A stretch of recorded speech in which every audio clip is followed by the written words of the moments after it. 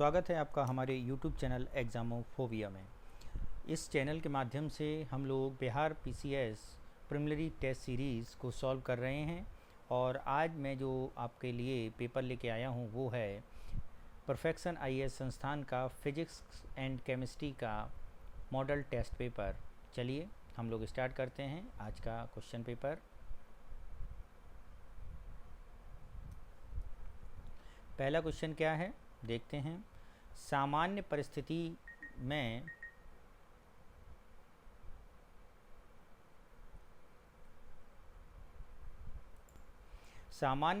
में मानव शरीर के लिए तापमान की सीमा क्या है। तो सामान्य टेम्परेचर मानव शरीर का पूछा गया है। तो जैसा कि आप लोग जानते हैं पहले दिया गया है ऑप्शन 35 से 42 डिग्री सेल्सियस, ठीक है। ऑप्शन ए 35 से 42, ऑप्शन बी 32 से 37, ऑप्शन सी 30 से 42 और ऑप्शन डी उपरोक्त में से कोई नहीं। तो जैसा कि आप लोग जानते हैं कि क्लिनिकल थर्मामीटर केवल मानव शरीर के तापमान मापने के लिए डिज़ाइन किया गया है और उसमें सामान्यतः जो टेम्परेचर होता है वो 35 डिग्री से 42 डिग्री सेल्सियस के ऊपर, मतलब इतना ही रहता है।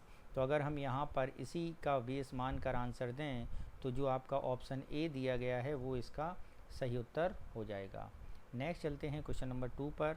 क्या कह रहा है, प्रेम सेट किस उद्योग से प्राप्त एक अवशिष्ट उत्पाद है। अवशिष्ट उत्पाद क्या होता है, केमिस्ट्री का क्वेश्चन है।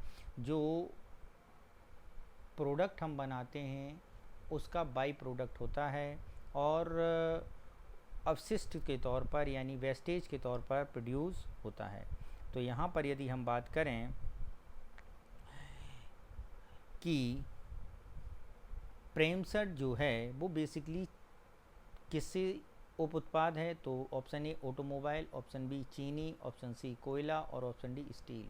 तो मित्रों ये जो आंसर होगा इसका आंसर होगा ऑप्शन बी, यानी कौन सा है, ये आपका चीनी उद्योग का उप उत्पाद है, ठीक है। जैसे गन्ना प्रसंस्करण जब हम करते हैं तो प्रेमसेट चीनी मिलों में गन्ने के जो रस होता है उसके निस्पंदन की प्रक्रिया के दौरान उत्पन्न होता है और गन्ने को कुचलने के बाद अशुद्धियों को दूर करने के लिए रस को साफ़ किया जाता है। तो जो निस्पंदन के बाद बचा हुआ ठोस अपशिष्ट होता है वो प्रेमसेट होता है, जिसे फ़िल्टर केक या प्रेस केक भी कहा जाता है। इसका एक नाम और क्या है, फ़िल्टर केक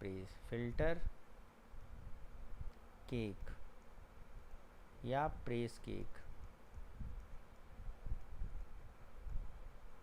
नेक्स्ट क्या है, हाल ही में किस देश ने डिस्पोजेबल ई सिगरेट या वेप्स पर प्रतिबंध लगाने की घोषणा की है। किसने डिस्पोजेबल ई सिगरेट या वेप्स पर प्रतिबंध लगाने की घोषणा की है। तो ये अगर हम आंसर देखें तो डिस्पोजेबल ई सिगरेट के बारे में बात करें जो आपको हाल ही में चर्चा में भी रहा था, तो ये जिस देश ने इसको प्रतिबंधित किया है वो देश है आपका न्यूजीलैंड, यानी आंसर क्या है ए। अब बात आती है डिस्पोजेबल ई सिगरेट होता क्या है। तो अगर हम इसको बात करें तो ये जो सिगरेट है 2023 में सिंगल यूज़ ई सिगरेट पर पूरी तरह प्रतिबंध लगाने का कानून लागू कर दिया गया है। इस निर्णय का उद्देश्य क्या है, इस निर्णय का उद्देश्य है युवाओं को में जो वेपिंग की क्रिया बढ़ रही है उसको क्या किया जाए, कम किया जाए, ठीक है। तो ये आपका आंसर हुआ ए। नेक्स्ट चलते हैं क्वेश्चन नंबर 4। क्रायोजेनिक इंजन के संदर्भ में निम्नलिखित कथनों पर विचार करें। क्या है, रूस अंतरिक्ष अनुप्रयोग के लिए पहला परिचालन क्रायोजेनिक इंजन विकसित करने वाला पहला देश था। क्रायोजेनिक इंजन विशेष रूप से अंतरतारकीय अंतरिक्ष में पेलोड लॉन्च करने के लिए कुशल है। 3, यह प्रणोदन के लिए बेहद कम तापमान का उपयोग करता है। और 4, यह द्रवीकृत गैसों आमतौर पर हाइड्रोजन और ऑक्सीजन के मिश्रण का उपयोग करता है जो वजन को अधिक जोर देते हैं, जो क्या करते हैं, वजन को अधिक जोर देते हैं। उपरोक्त में से कथनों में कितने कथन क्या हैं हमारे सही हैं। तो यहाँ पर क्रायोजेनिक इंजन से संबंधित बात की गई है। तो यदि हम बात करें जो क्रायोजेनिक इंजन क्या होता है, जिसमें हाई लिक्विड टेम्परेचर पर, वेरी कम टेम्परेचर पर लिक्विड हाइड्रोजन और नाइट्रोजन होते हैं। ठीक है, तो इसमें अगर हम क्रायोजेनिक इंजन के बारे में बात करें तो इसमें सबसे पहले जो आपकी बात की गई है रूस के बारे में, ये बिल्कुल सही है। दूसरा स्टेटमेंट देखें और इसी में अगर हम बता दें तो सोवियत संघ ने 1957 का 1957 में क्रायोजेनिक इंजन की 7R सेमी और रॉकेट के परिचालन में इसको बना लिया था। ठीक है, और ये अंतरिक्ष में पेलोड लॉन्च करने के लिए कुशल है। ठीक, अगला, क्रायोजेनिक विशेष रूप से अंतर तारकीय अंतरिक्ष में लॉन्च करने के लिए कुशल है, ये बात बिल्कुल गलत है।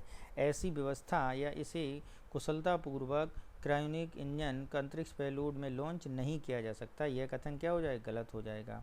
क्रायोजेनिक इंजन पृथ्वी की कक्षा या उससे आगे पेलोड लॉन्च करने के लिए बहुत कुशल है।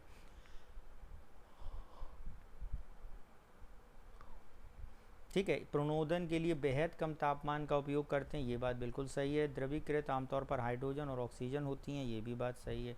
तो कितने स्टेटमेंट सही हैं, 3 है। तो ऑप्शन में देखो, पहले में 1 है, दूसरे में 2 है, तीसरे में 3 है, तो हमारा आंसर 3 होगा, आंसर सी होगा।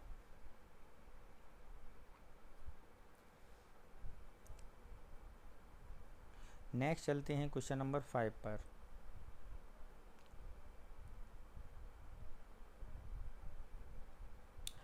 अल्ट्रा प्रोसेस्ड फूड के संबंध में निम्नलिखित में से कौन सा कथन सही है?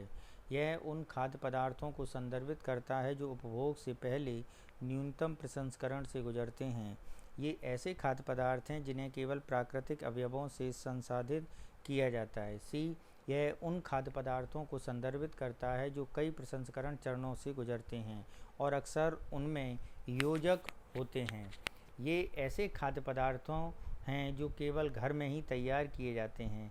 तो अल्ट्रा प्रोसेस्ड फूड के बारे में यदि हम बात करें तो इसमें क्या है, यह ऐसा फूड होता है जो उन खाद्य पदार्थों को संदर्भित करता है जो कई प्रसंस्करण चरणों से गुजरते हैं और अक्सर उन्हें योजक होते हैं। यानी ऑप्शन जो सी है वो हमारा सही हो जाएगा। ठीक है, अब ऐसा क्यों होता है ये भी समझ लीजिए। अल्ट्रा प्रोसेस्ड फूड औद्योगिक प्रक्रियाओं से काफ़ी प्रभावित होते हैं और इसमें हेर फेर के कई चरण शामिल होते हैं। इन खाद्य पदार्थों में अक्सर कई तरह के योजक होते हैं, जैसे कि संरक्षक, स्वाद, रंग और कृत्रिम तत्व। ठीक है, नेक्स्ट चलते हैं क्वेश्चन नंबर 6। निम्नलिखित में से कौन सा सही है? प्रकाश वर्ष, खगोलीय इकाई, पारसेक। खगोलीय इकाई, प्रकाश वर्ष और पारसेक। पारसेक, प्रकाश वर्ष और खगोलीय इकाई। इसमें कौन सा कथन किस वर्ग में से कोई नहीं? निम्नलिखित में से आपको ये बताना है कि कौन दूरी का जो ये मात्रक दिए गए हैं उनमें कौन सबसे बड़ा, फिर छोटा, फिर खगोलीय इकाई है। तो यदि हम यहाँ पर बात करें पारसेक, यानी पारसेक जिसका मतलब होता है पैरालैक्टिक सेकेंड, यह दूरी है जिसमें एक खगोलीय इकाई के बराबर 1 डिग्री का कोण बनता है। क्या होता है? एक खगोलीय इकाई के बराबर 1 डिग्री का कोण। ठीक है, प्रकाश वर्ष के बारे में बात करें तो खगोलीय इकाई की जो एक प्रकाश द्वारा 1 वर्ष में चली गई दूरी 1 प्रकाश वर्ष होती है। ठीक है, तो ये हो गया हमारा एक पारसेक कितना हो गया, ये होता है 3.08 इंटू 10⁻⁻16 मीटर, और एक प्रकाश वर्ष होता है 9.5 इंटू 10⁻⁻15 मीटर। खगोलीय इकाई के बारे में बात करें तो पृथ्वी और सूर्य के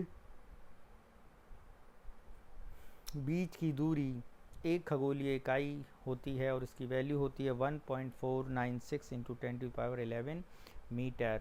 यानी दूरी का सबसे बड़ा मात्रक यही है, तो ऑप्शन सी हमारा सही हो जाएगा। 7वां क्वेश्चन क्या है? सरल लोलक की गति दोलन गति का एक उदाहरण है।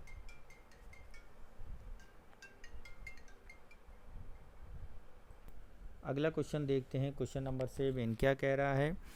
सरल लोलक की गति दोलन गति के एक उदाहरण है। सरल लोलक दोलन गति का एक उदाहरण है। ठीक है, इसके अलावा अगला क्या है, इसके जो सॉल्यूशन हैं उसमें ज़रा देखते हैं क्या बोल रहा है। अगला इसमें स्टेटमेंट दिया गया है कारण में क्या बता रहा है उसे ज़रा ध्यान से पढ़ते हैं हम लोग।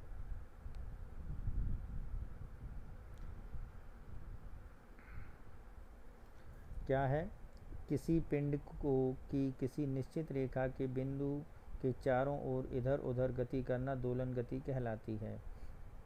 तो अगर हम बात करें सरल लोलक होता कैसा, एक बार आपको ये बता दें।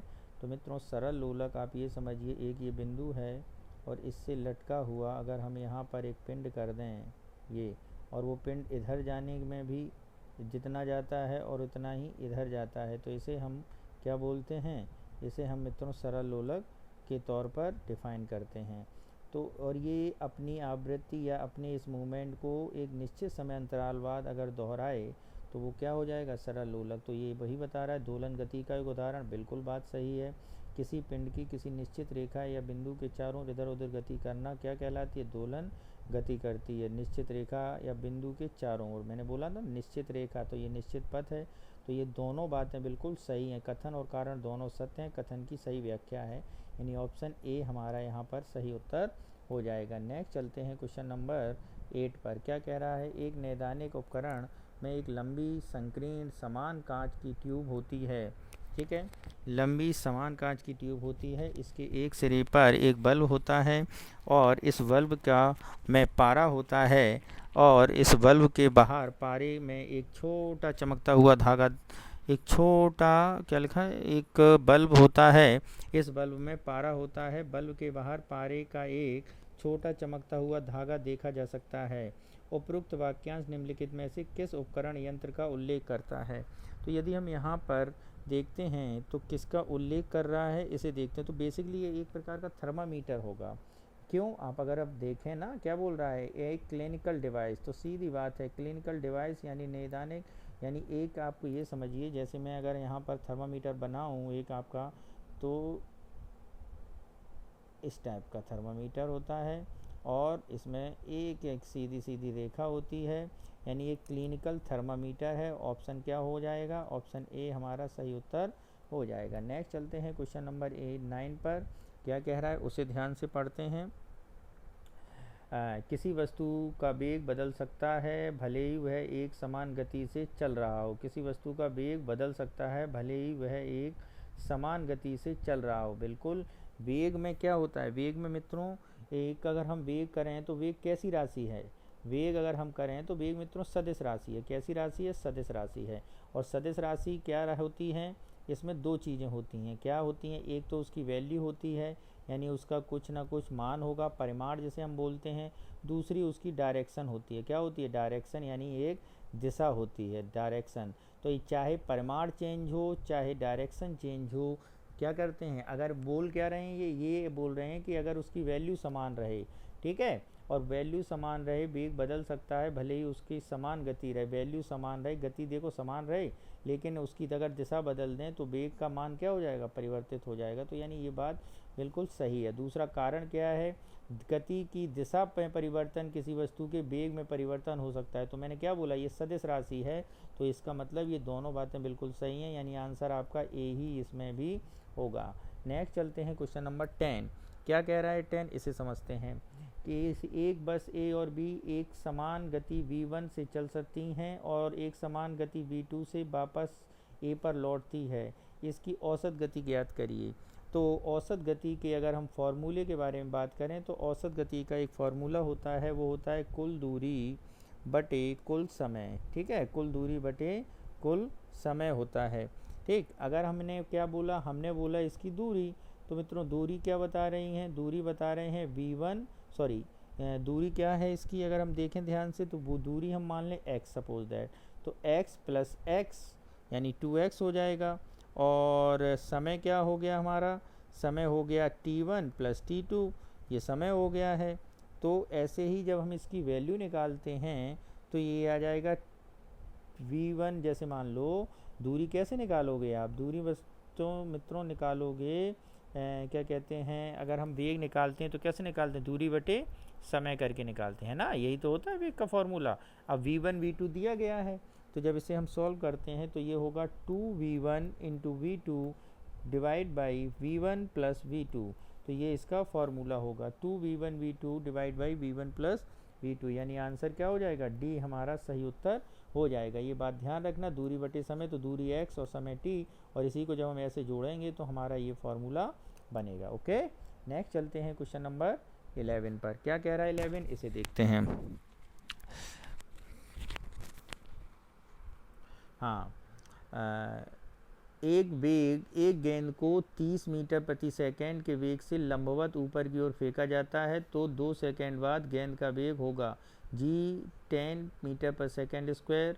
ठीक है, तो यदि हम बात करें, एक गेंद ली, गेंद समझना ध्यान से, तो उसको क्या फेंका है, अगर हम v बराबर कितना दिया है 3 मीटर पर सेकेंड। ठीक है, 2 सेकेंड बाद t का वेग यानी ये u दिया है, और t कितना दिया है 2 सेकेंड। ठीक है, ओके, v पूछा है, तो अगर हम बात करते हैं,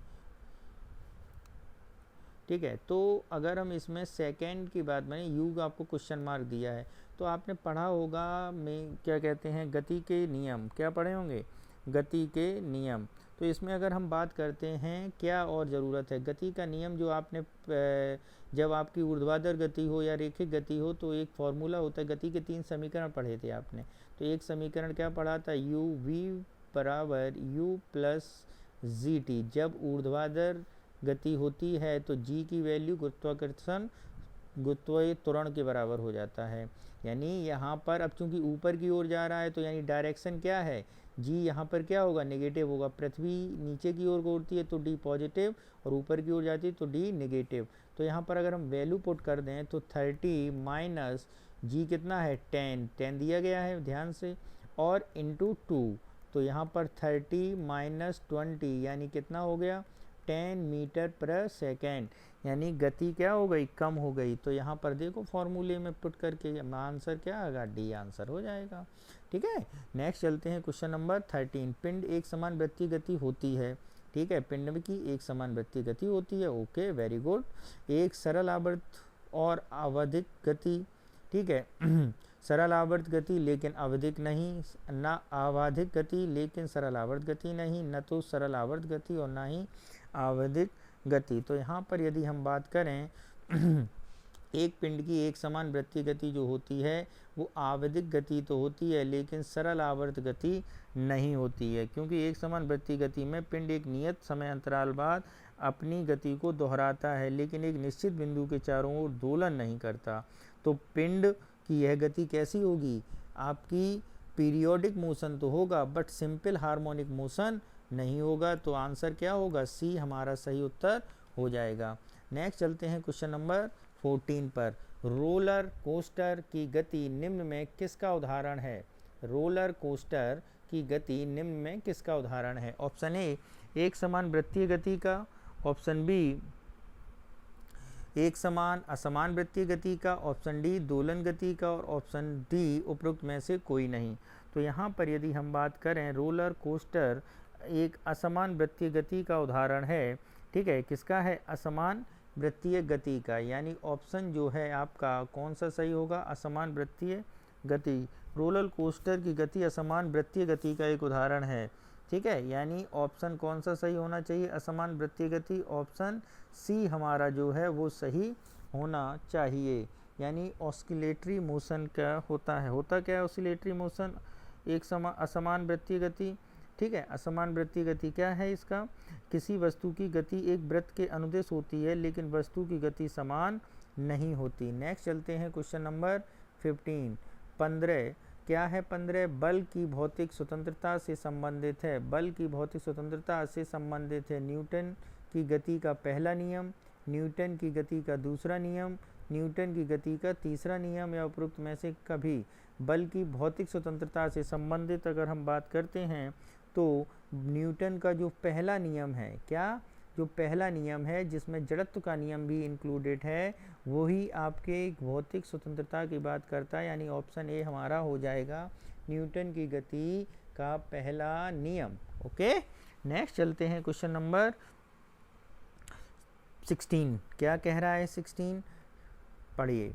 पिंड लिफ्ट के फर्श से उठेगा और लिफ्ट की छत से चिपक जाएगा जब लिफ्ट त्वरण के साथ ऊपर की ओर बढ़ रही हो। बी, लिफ्ट गुरुत्वाकर्षण त्वरण के बराबर त्वरण के साथ नीचे की ओर तेजी से बढ़ रही हो। सी, लिफ्ट गुरुत्वाकर्षण त्वरण से अधिक त्वरण के साथ नीचे की ओर तेजी से बढ़ रही हो। और डी, लिफ्ट गुरुत्वाकर्षण त्वरण से अधिक त्वरण के साथ ऊपर की ओर बढ़ रही हो। ठीक है, तो यहाँ पर अगर मित्रों हम लोग ध्यान से देखें तो क्या होगा उसे ज़रा समझते हैं। तो यहाँ पर क्या बता रहा है वो, ज़रा पहले आप इसे समझिए। पिंड लिफ्ट के फर्श उठेगा तो लिफ्ट की छत से चिपक जाएगा जब, कब चिपकेगा, जब लिफ्ट गुरुत्वाकर्षण त्वरण से अधिक त्वरण के साथ नीचे की ओर तेजी से बढ़ रही हो, यानी सी ऑप्शन हमारा सही हो जाएगा। जो पिंड जब लिफ्ट गुरुत्वाकर्षण से त्वरण से यानी 10 मीटर पर सेकंड से ज़्यादा गति से नीचे आती है तो पिंड की लिफ्ट के फर्श से जो वस्तु है वो ऊपर उठ जाती है और छत पर चिपक जाती है। इस स्थिति में जो व्यक्ति का वजन होता है, पिंड का वजन होता है, वो नेगेटिव हो जाता है। बात समझे यहाँ पे? तो ये चीज़ है यहाँ पे। ठीक है, नेक्स्ट चलते हैं क्वेश्चन नंबर अगला हमारा क्या है। अगला क्वेश्चन है आपका क्वेश्चन नंबर 17। क्या है? पैदल चलते समय साइकिल पर लगने वाला घर्षण बल क्या होता है? ये ज़रा देखिए। तो पिछले टायर से आगे की दिशा में होगा। पिछले टायर से कैसा होगा? आगे की दिशा में। अगले टायर के पीछे की दिशा में होगा। ए और बी दोनों उपयुक्त में से कोई नहीं। तो पैदल चलाते समय साइकिल पर लगने वाला जो घर्षण बल है वो बेसिकली कैसा हो जाता है, उस पर अगर हम बात करें तो यह पिछले टायर यानी जो पिछला टायर होता है उसको आगे की दिशा में तथा अगले टायर के पीछे की दिशा में कार्य करता है। ठीक है, पीछे की दिशा में कार्य करता है और प्रतिक्रियात्मक विद्युत बल होते हैं बेसिकली। ठीक है, और यहाँ पर यदि हम बात करें तो दोनों बातें ये क्या हैं, बिल्कुल सही हैं। ऑप्शन कौन सा सही होगा? सी हमारा आंसर सही होगा। नेक्स्ट चलते हैं क्वेश्चन नंबर 18। क्या कह रहा है 18? सरल आवर्त गति में कण पर लगने वाला त्वरण अधिकतम होगा। ए, चरम स्थिति में, मध्य स्थिति में, किसी भी स्थिति पर, उपरोक्त में से कोई नहीं। तो यहाँ पर यदि हम बात करें सरल आवर्त गति में कण पर लगने वाला त्वरण चरम स्थितियों में अधिकतम होगा। क्या होगा? चरम स्थिति में यानी एक्सट्रीम पोजीशन में क्या होगा? अधिकतम होगा, यानी ऑप्शन ए हमारा सही होगा। अब चरम स्थिति क्या होगी अगर इसमें हम बात करें तो प्रत्यानयन बल के कारण विस्थापन के सीधे अनुमानित होता है और विस्थापन के विपरीत दिशा में कार्य करता है। ठीक है, ये बात चरम स्थिति के ऊपर डिपेंड करती है। ठीक है मित्रों, नेक्स्ट चलते हैं। सरल लोलक के आवर्तकाल के लिए निम्नलिखित में से कौन सा सही है? पहला, यह बॉब के द्रव्यमान पर निर्भर करता है, यानी जो बॉब होता है, जो पिंड होता है, depends on mass of Bob.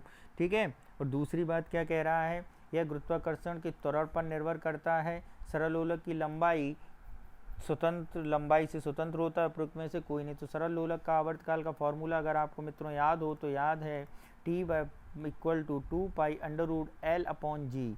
तो किस पर डिपेंड कर रहा है? लंबाई पर और त्वरण पर। तो यहाँ पे अगर हम देखें बॉब के द्रव्यमान पर निर्भर कर रहा है? बिल्कुल नहीं करता है।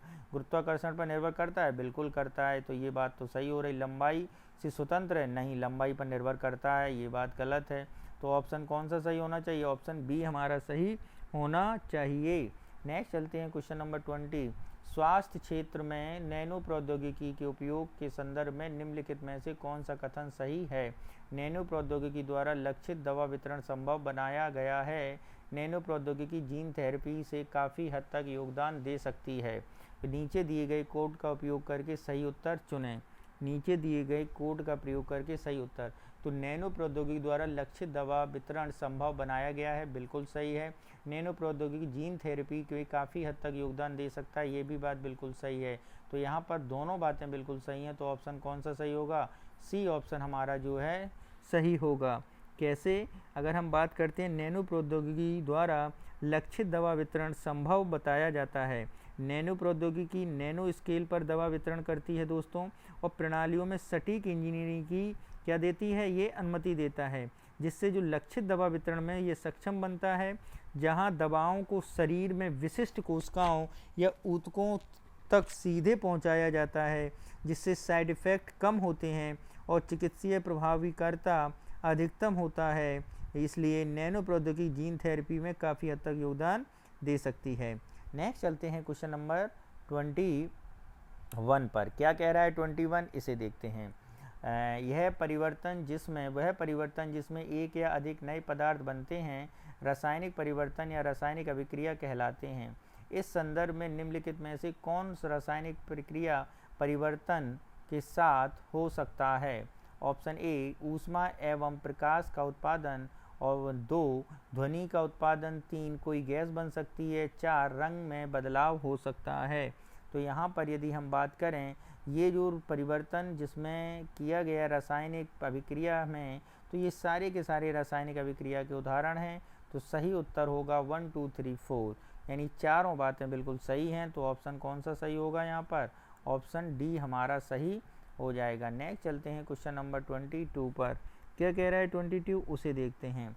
20 न्यूटन बल, यानी F बराबर अगर हम यहाँ पर लिखें तो कितना हो गया है? 30 न्यूटन।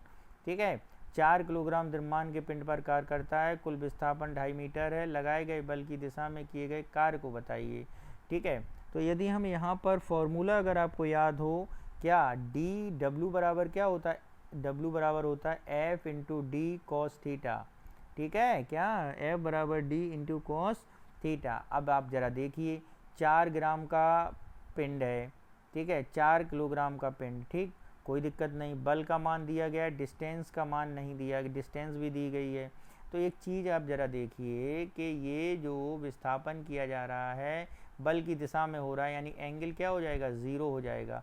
थीटा यहाँ पे क्या है? 0 है। तो F 30 और डिस्टेंस 2.5 मीटर और cos 0 की वैल्यू पता होनी चाहिए आपको, 1 होती है।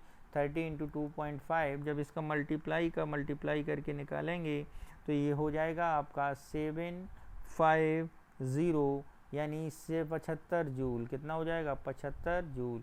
तो ऑप्शन यहाँ पर ए सही होगा। नेक्स्ट चलते हैं क्वेश्चन नंबर 23। निम्नलिखित कथनों पर विचार करें। पीने के पानी के शुद्धिकरण की रासायनिक प्रक्रिया को क्लोनीकरण कहा जाता है। सही है। गंगा को प्रदूषण से बचाने के लिए 1985 में गंगा एक्शन प्लान शुरू किया गया था। ये भी सही है। तो ऊपर दिए गए कथनों में से कौन से कथन सही हैं? तो ये दोनों कथन क्या हैं? बिल्कुल सही हैं। और ऑप्शन कौन सा होना चाहिए? सी हमारा सही हो जाएगा। नेक्स्ट चलते हैं क्वेश्चन नंबर 24। क्या कह रहा है 24? इसे देखते हैं। 15 किलोग्राम द्रव्यमान की एक वस्तु 15 सेकंड में 10 मीटर तक ऊंचाई पर उठाई जाती है। आवश्यक शक्ति बताइए।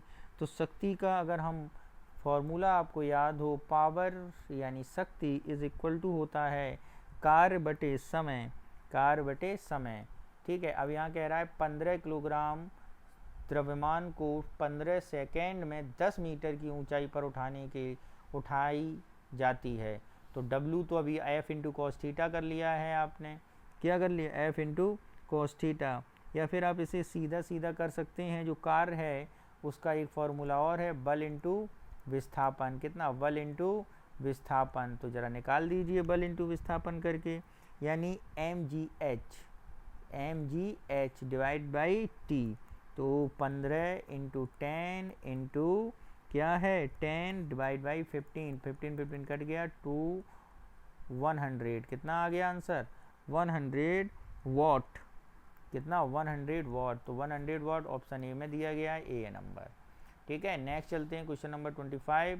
एक आदमी अपने सिर पर 5 किलोग्राम का एक पिंड लेकर समतल सड़क पर 15 एक बिंदु से दूसरे बिंदु तक चल रहा है और इस दौरान कोई कार्य नहीं कर रहा। कथन है सही, गलत, आंशिक रूप से सही, अपर्याप्त आंकड़ा।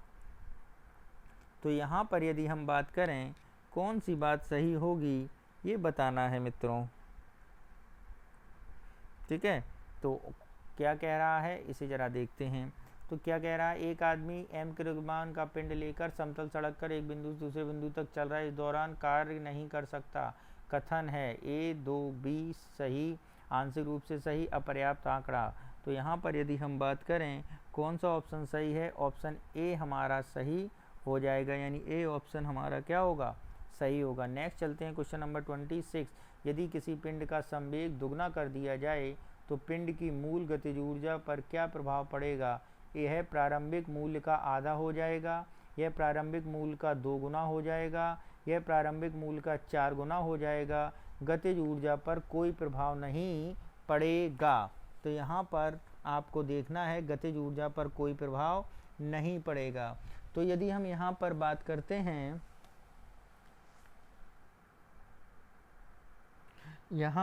करते हैं, तो मित्रों गतिज ऊर्जा कितनी हो जाएगी? बेसिकली यह गतिज ऊर्जा क्या होती है पहले यही समझ लो।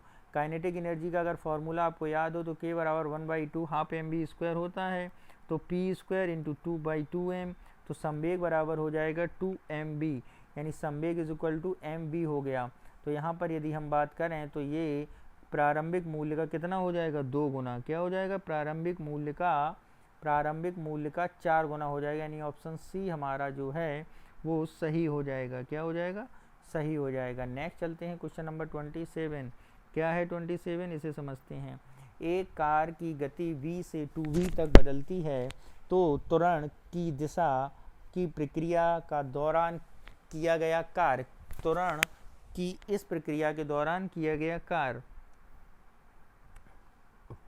अब देखिए v से कितनी हो गई है स्पीड? दुगनी हो गई है, ठीक है। तो त्वरण ने इस प्रक्रिया के दौरान कार्य जो किया है, इसे विराम से v तक तेज करने के लिए कार्य का 3 गुना किया होगा कार्य, ठीक है। v से 2v बदल जाती है। कार्य बराबर गतिज ऊर्जा में परिवर्तन, यानी अगर हम बात करते हैं p यानी w, यहाँ पर देखें कार्य बराबर होगा गतिज ऊर्जा में परिवर्तन में, ठीक है। तो ये फॉर्मूला होता है। तो गतिज ऊर्जा पहले थी हाफ mv², फिर माइनस जो पहले जो अब हो गई है यानी 2v², और बटे 1/2 हाफ mv², तो 1/2 mv² कॉमन हो गया, 4 माइनस 1 यानी कितना हो गया? 3 हाफ mv², यानी जो पहले आई थी ऊर्जा उसका कितना हो गया? 3 गुना, यानी 3 गुना हो गया। तो ऑप्शन आप सीधा सीधा समझ जाइए, सी हमारा उत्तर सही होगा। नेक्स्ट चलते हैं क्वेश्चन नंबर 28। क्या है? जब वस्तु को नीचे किया जाता है तो वस्तु को नीचे करने वाले व्यक्ति द्वारा किया गया कार्य नकारात्मक होता है। वस्तु को नीचे करने में नकारात्मक नहीं पॉजिटिव कार्य होगा, तो पहला स्टेटमेंट क्या हो जाएगा हमारा? सही हो जाएगा। क्या हो जाएगा? पहला स्टेटमेंट जो है नकारात्मक ही होता है। ये अगर हम यहाँ पर बात करें तो ये स्टेटमेंट हमारा जो बात की गई है वो कैसी है? वो यहाँ पर बात मित्रों बिल्कुल सही है, यानी कोई वस्तु नीचे किया जाता है तो नीचे करने वाले व्यक्ति द्वारा जो कार्य किया है वो कैसा हो? नकारात्मक। सही बात है। कार्य जब माना जाता है जब कोई बल किसी पिंड को उसके अनुप्रयोग की दिशा में विस्थापित, ये भी बात का सही है। मान लो ये वस्तु है, इसकी पोजीशन ए पर है, और वस्तु बी है, इसकी पोजीशन सी बी मतलब कोई ये एक प्लेस है, उसकी पोजीशन बी है। यदि ये वस्तु यहाँ पर पहुँच जाए तो कार्य होगा, बल गुणे विस्थापन होता है। और यदि दोबारा यहीं पर पहुँच गया है तो W बराबर 0, क्योंकि D बराबर 0 हो जाता है। तो ये दोनों कथन मित्रों क्या हैं? सही हैं। कौन सा कथन गलत है? 1 और 2 दोनों? नहीं, दोनों सही हैं, यानी ऑप्शन डी हमारा यहाँ पर सही हो जाएगा। नेक्स्ट चलते हैं क्वेश्चन नंबर 30 पर। क्या कह रहा है 30? निम्नलिखित कथनों पर सत्य कथन है। गुरुत्वीय त्वरण का मान भूमध्य रेखा और ध्रुवों पर समान होता है। ओके, गुरुत्वीय त्वरण का मान ध्रुवों पर सबसे कम, गुरुत्वीय त्वरण का मान ध्रुवों और भूमध्य रेखा तक बढ़ता है, यानी ऑप्शन कौन सा होगा? सी हमारा सही हो जाएगा। नेक्स्ट चलते हैं क्वेश्चन नंबर 31। प्लास्टिक के उपयोग से पर्यावरण से जुड़ी कई समस्याएं पैदा हुई हैं। इसके लिए निम्नलिखित में से कौन से कथन सही हैं? वे गैर बायोडिग्रेडेबल हैं, वे पानी और भोजन में नहीं मिलते हैं, उनमें कोई जैव रासायनिक संश्लेषण गतिविधि नहीं होती है, वे मनुष्य के लिए हानि रहित हैं।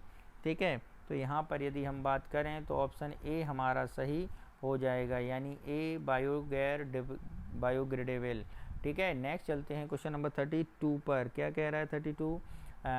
यदि कोई वस्तु द्रव्यमान 4% बढ़ जाए तो पलायन वेग होता है। 2% की वृद्धि, 2% कमी, 4% वृद्धि, उपरोक्त में से कोई नहीं। तो यहाँ पर यदि हम बात करें पलायन वेग का, तो पलायन वेग बेसिकली होता है VE बराबर √2 2GR क्या होता है, √2GR, ठीक है। और पलायन वेग की अगर हम बात करें, ये वस्तु वृत्तीय त्वरण और ग्रह की त्रिज्या पर निर्भर करता है। तो द्रव्यमान 4% बढ़ जाता है, पलायन वेग में क्या होगा, तो यदि हम यहाँ पर देखें द्रव्यमान पर निर्भर ही नहीं कर रहा है तो कोई परिवर्तन भी नहीं होगा। ऑप्शन डी हमारा सही हो जाएगा। नेक्स्ट चलते हैं क्वेश्चन नंबर 33। हाँ, जब कोई पिंड किसी टावर से गिरता है तो निम्नलिखित में से कौन सत्य है। केवल पृथ्वी ही पिंड को आकर्षित करती है, केवल पिंड ही पृथ्वी को आकर्षित करता है, पिंड और पृथ्वी दोनों एक दूसरे को प्रतिकर्षित करते हैं, पिंड और पृथ्वी दोनों एक दूसरे को आकर्षित करते हैं। तो यहाँ पर यदि हम बात करें तो यहाँ पर कौन सा ऑप्शन सही होगा, ऑप्शन डी जो है वो हमारा सही हो जाएगा। नेक्स्ट चलते हैं क्वेश्चन नंबर 34। क्या कह रहा है, यदि चंद्रमा की सतह किसी पिंड का भार 60 न्यूटन है तो पृथ्वी की सतह पर पिंड का भार क्या होगा। चंद्रमा की सतह को जो गुरुत्वीय त्वरण होता है वो पृथ्वी के गुरुत्वीय त्वरण का G/6 होता है। तो अब ये क्या कह रहा है, और F बराबर क्या होता है, mg। तो ठीक है, तो mg यदि यहाँ पर 6 है न्यूटन, 60 न्यूटन सॉरी, तो यहाँ पर यदि हम देखें तो 60n/6 यानी 10, ठीक है, यानी 6 इंटू और ये सॉरी 60n यहाँ पर और G/6 यहाँ था तो G इधर पहुँच जाएगा, तो 60 इंटू 6 यानी 360। तो आंसर क्या हो जाएगा, 360 न्यूटन, सी आंसर हमारा हो जाएगा। नेक्स्ट चलते हैं क्वेश्चन नंबर 35। क्या कह रहा है, 1, 5, 4, 15 और 20 ओम का उपयोग करके प्राप्त सबसे बड़ा प्रतिरोध। तो यदि हम बात करें इस प्रतिरोध को अगर हम श्रृंखला में करें, सीरीज़ में जोड़ें, तो इसका मान नेटवर्क में प्रतिरोध का मान सबसे अधिक होगा, ठीक है। तो यदि हम बात करते हैं तो 1 + 5 + 15, ठीक है, और +20 और ये सब जब जोड़ा जाएगा सीरीज़ में तो इसकी वैल्यू आएगी 41 ओम। तो ये कितने से ज़्यादा है, तो ये 20 ओम से क्या हो जाएगी, ज़्यादा हो जाएगी, ठीक है।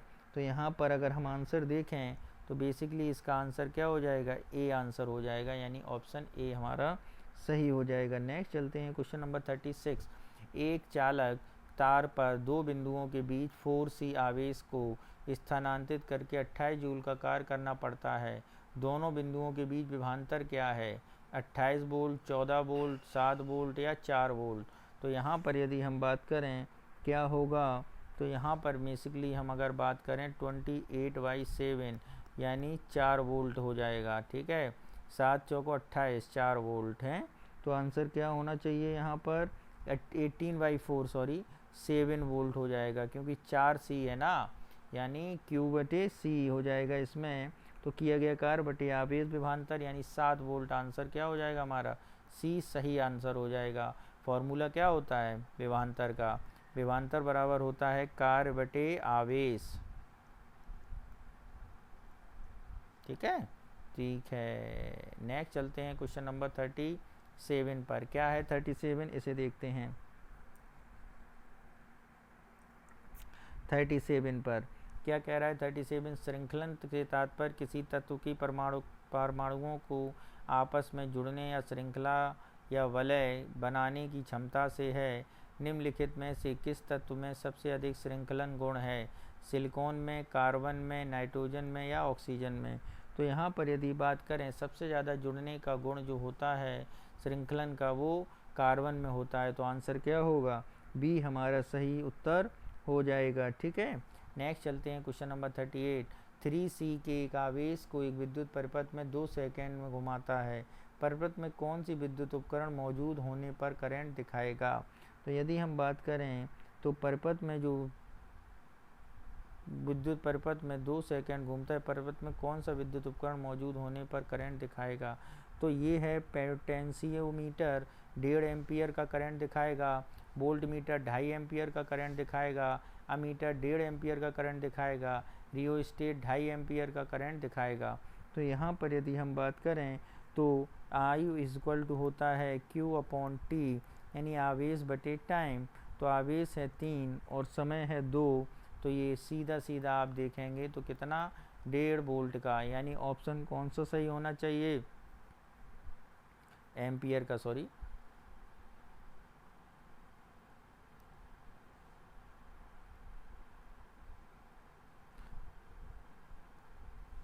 ठीक है, क्या हो जाएगा, एम्पियर का, 1.5 एम्पियर का, ठीक है। तो ये आंसर सी हमारा सही उत्तर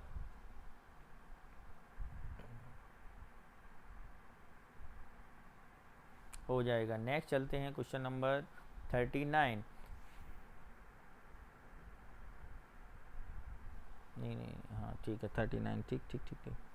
हाँ, यदि विद्युत धारा आधी कर दी जाए तो कितनी ऊष्मा उत्पन्न होगी। तो जैसा कि आप लोग जानते हैं, जब हम कहीं विभवांतर लगा हो या रेजिस्टेंस लगता है तो उत्पन्न ऊष्मा सीधे विद्युत धारा के वर्ग के समानुपाती होती है और प्रतिरोध के समानुपाती होती है और समय के समानुपाती होती है।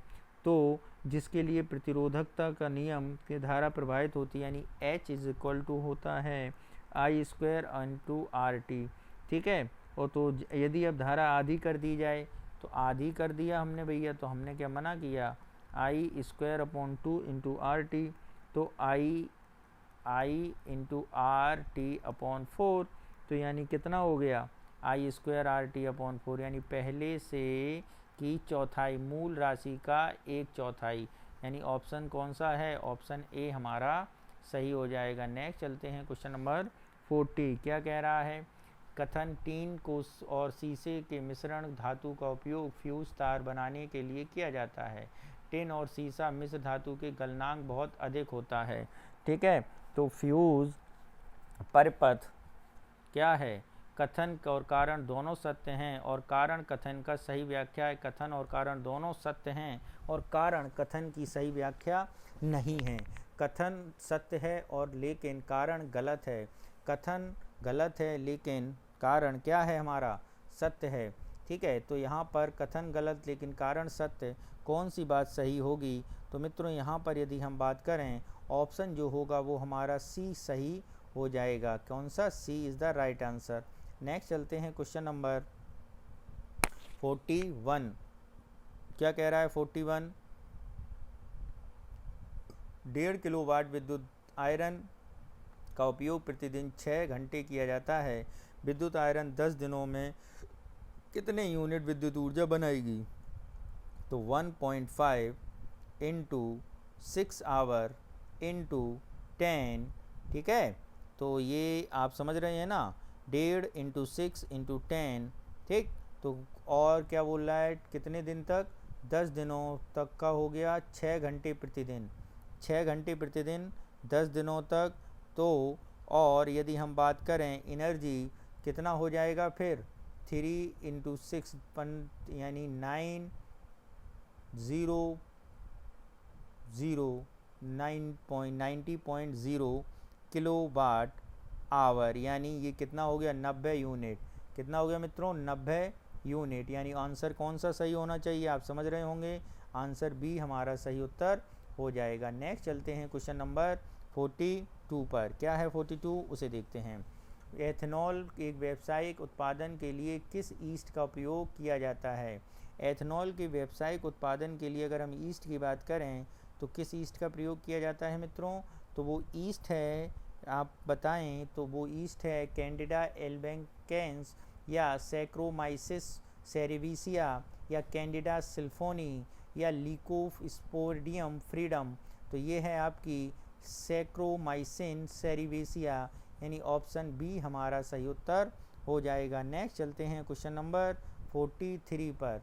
निम्नलिखित में से कौन से उद्योग और घरों से निकलने वाले प्रमुख प्रदूषक सांस्कृतिक न्यूट्रोफिकेशन के कारण बनते हैं। क्लोरीन और एल्ड्रिन, पारा और नाइट्रेट, नाइट्रेट और फास्फेट, फास्फेट और अमोनियम। तो यहाँ पर यदि हम बात करें उद्योगों और घरों से निकलने वाले प्रमुख प्रदूषक सांस्कृतिक यूट्रोफिकेशन का कारण कौन बन रहा है, तो ये बन रहे हैं नाइट्रेट और फास्फेट। जब घरों की सफाई की जाती है तो घरों में यही निकलते हैं जो प्रदूषण का कारण बनते हैं। नेक्स्ट चलते हैं क्वेश्चन नंबर 44 पर। किस पर, 44 पर, ठीक है। देखते हैं 44। एक विद्युत बल्ब के तंतु से 2 एम्पियर की धारा पास करते हैं। 32 सेकेंड में तंतु क्रॉस सेक्शन से गुजरने वाले इलेक्ट्रॉनों की संख्या बताइए। तो विद्युत धारा की अगर हम बात करें जो I इज इक्वल टू होती है Q अपॉन T, ठीक है। तो Q की वैल्यू अगर हम निकालनी है तो I की वैल्यू 2 इंटू 32 कैपेसिटर, और इसे इलेक्ट्रॉनों की संख्या में अगर हम बात करें Q अपॉन 1.6 इंटू 10⁻⁻⁻⁰ तो 2 इंटू 3.32 अपॉन 1.6 इंटू 10⁻⁻⁰, ठीक है। और इसे सॉल्व करेंगे तो आएगा 4 इंटू 10⁻20, कितना आएगा 4 इंटू 10⁻20, यानी ऑप्शन डी हमारा सही उत्तर हो जाएगा। कौन सा हो जाएगा? ऑप्शन डी हमारा सही उत्तर हो जाएगा, ठीक है। नेक्स्ट चलते हैं हम लोग अगले क्वेश्चन पर। अगला क्वेश्चन हमारा क्वेश्चन नंबर 45। फेरोमैग्नेटिज्म का एक गुण कुछ सामग्रियों विशेष रूप से विद्युत चुंबकीय क्षेत्रों में रखे जाने पर मजबूत और स्थायी चुंबकत्व प्रकाशित करने की अनुमति देता है। निम्नलिखित धातुओं में से कौन सी फेरोमैग्नेटिक सामग्री नहीं है? कोबाल्ट, सिल्वर, आयरन और निकेल। तो यहाँ पर यदि हम बात करें तो ये क्या नहीं है? सिल्वर नहीं है, यानी ऑप्शन बी हमारा सही हो जाएगा। नेक्स्ट चलते हैं क्वेश्चन नंबर 46 पर। क्या है 46? इसे देखते हैं। चुंबक के ध्रुवों को दो टुकड़ों में तोड़कर अलग नहीं किया जा सकता। जब किसी चुंबक को चुंबकीय अक्ष के समानांतर दो बराबर भागों में काटा जाता है तो ध्रुव की ताकत आधी रह हो जाएगी। सही उत्तर का चयन करें। कथन और कारण दोनों सही हैं, ठीक है, और कथन की सही व्याख्या है। कथन और कारण दोनों सही हैं, कथन की सही व्याख्या नहीं है। यही बात हमारी बिल्कुल सही है। जो कारण की व्याख्या कर रहा है ये सही नहीं है। वैसे तो चुंबक और ध्रुवों के दो टुकड़ों को तोड़कर अलग नहीं किया जा सकता, बिल्कुल बात सही है। अक्षीय समांतर दो बराबर भागों में कट जाता है, ध्रुव की ताकत आधी हो जाएगी, ठीक है। लेकिन ये जो चुंबक तोड़ के बनाने की बात चल रही है ये चीज़ क्या है? गलत है। ध्रुव की ताकत क्रॉस सेक्शनल क्षेत्र के अनुपातिक होती है। नेक्स्ट चलते हैं क्वेश्चन नंबर 47 पर। क्या है 47? एल्यूमिनियम और ऑक्सीजन अनुचुंबकीय पदार्थ हैं, प्रतिचुंबकीय पदार्थ हैं, लोह चुंबकीय पदार्थ हैं, उपरोक्त में से कोई नहीं है। तो यहाँ पर यदि हम बात करें तो एल्यूमिनियम और ऑक्सीजन अनुचुंबकीय पदार्थ हैं, यानी ऑप्शन ए हमारा सही हो जाएगा। नेक्स्ट चलते हैं क्वेश्चन नंबर 48 पर। हेनरी के नियम और रसायन विज्ञान में इसके निहितार्थ संबंध में निम्नलिखित कथनों पर विचार करें। हेनरी का नियम कहता है कि स्थिर तापमान पर तरल में गैस घुलनशीलता तरल की सतह के ऊपर गैस द्वारा लगाए गए दबाव को सीधे अनुपातिक होता है। हेनरी के नियम के अनुसार वाष्प चरण में गैस का आंशिक दबाव घोल में गैस के मूल अंश व्युत्क्रमानुपाती होता है। डाल्टन, जो हेनरी के समकालीन थे, ने भी निष्कर्ष निकाला कि तरल घोल में गैस की घुलनशीलता गैस के आंशिक दबाव पर निर्भर होती है। इस प्रकार हेनरी के नियम उल्लेखित अवधारणाओं का समर्थन होता है। और तो आपको बताना है यहाँ पर कौन कौन सी बातें सही हैं। तो हेनरी के नियम के अनुसार वाष्प चरण में गैस आंशिक रूप से दबाव में मूल अंश में व्युत्क्रमानुपाती होती है। ये कथन निहायती क्या है?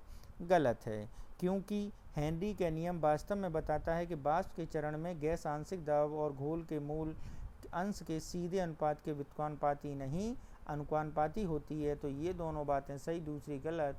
तो ऑप्शन कौन सा सही होगा? बी हमारा सही उत्तर होगा।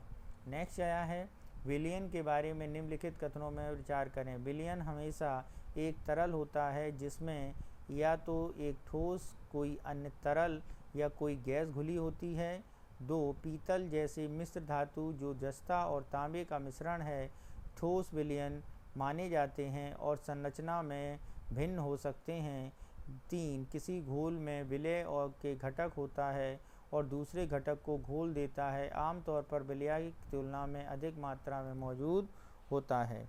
तो यहाँ पर यदि हम बात करें क्या है ये, तो ये ऑप्शन की अगर हम यहाँ पर बात करें तो ऑप्शन के बारे में जो ये बात की गई है तो इसमें केवल पहला कथन हमारा क्या हो जाएगा? सही नहीं है, और दूसरा कथन हमारा सही है। दूसरा कथन क्या है? सही है। तो ऑप्शन बी हमारा सही हो जाएगा, ठीक है। नेक्स्ट चलते हैं क्वेश्चन नंबर 50। गलत कथन चुनना है यहाँ पर। पहला, चुंबकीय क्षेत्र रेखाएं हमेशा बंद लूप होती हैं, सही है। चुंबक के अंदर चुंबकीय क्षेत्र की रेखाएं उत्तरी ध्रुव से दक्षिण ध्रुव की ओर चलती हैं, ये कथन गलत है। वो उत्तरी ध्रुव से दक्षिणी ध्रुव की ओर नहीं, दक्षिणी ध्रुव से उत्तरी ध्रुव की ओर चलती हैं। चुंबक बाहर के क्षेत्र रेखाएं उत्तरी ध्रुव के दक्षिण ध्रुव की ओर चलती, सही है। रेखाएं कभी एक दूसरे को नहीं काटती, ये भी सही। तो कथन कौन सा गलत है? बी गलत है। तो आंसर क्या होगा? बी हमारा आंसर गलत होगा। नेक्स्ट है हमारा 51, अवरक्त विकिरण पृथ्वी की औसत तापमान को बनाए रखने में महत्वपूर्ण भूमिका निभाता है। अवरक्त विकिरणों को कभी कभी ऊष्मा तरंगें भी कहा जाता है। कथन दो कारण दोनों सही हैं, ठीक है। पहली बात, ये कथन और कारण दोनों सही हैं, लेकिन ये व्याख्या नहीं कर रहा है। तो पहला कथन तो है नहीं सही, कारण दोनों सही हैं, व्याख्या नहीं कर रहा है, ये बात बिल्कुल सही है। तो आंसर क्या होगा? बी आंसर हमारा हो जाएगा। नेक्स्ट चलते हैं क्वेश्चन नंबर 52। कथन क्या है? विद्युत चुंबकीय तरंगें प्रकृति में अनुप्रस्थ होती हैं। 2, विद्युत चुंबकीय तरंगों में विद्युत और चुंबकीय क्षेत्र तरंगों की प्रसार की दिशा लंबवत होती है। सही उत्तर का चयन करें। कथन और कारण दोनों सही हैं और कथन की सही व्याख्या है। कथन और कारण दोनों सही, लेकिन कारण कथन की सही व्याख्या नहीं है। कथन सही है लेकिन कारण गलत है। कथन और कारण दोनों गलत हैं। तो यहाँ पर यदि हम बात करें तो कौन सी बात सही होगी? तो यहाँ पर भी आपका बी ही कथन सही है। दोनों बातें तो सही हैं लेकिन व्याख्या नहीं कर रहा है। नेक्स्ट चलते हैं क्वेश्चन नंबर 53।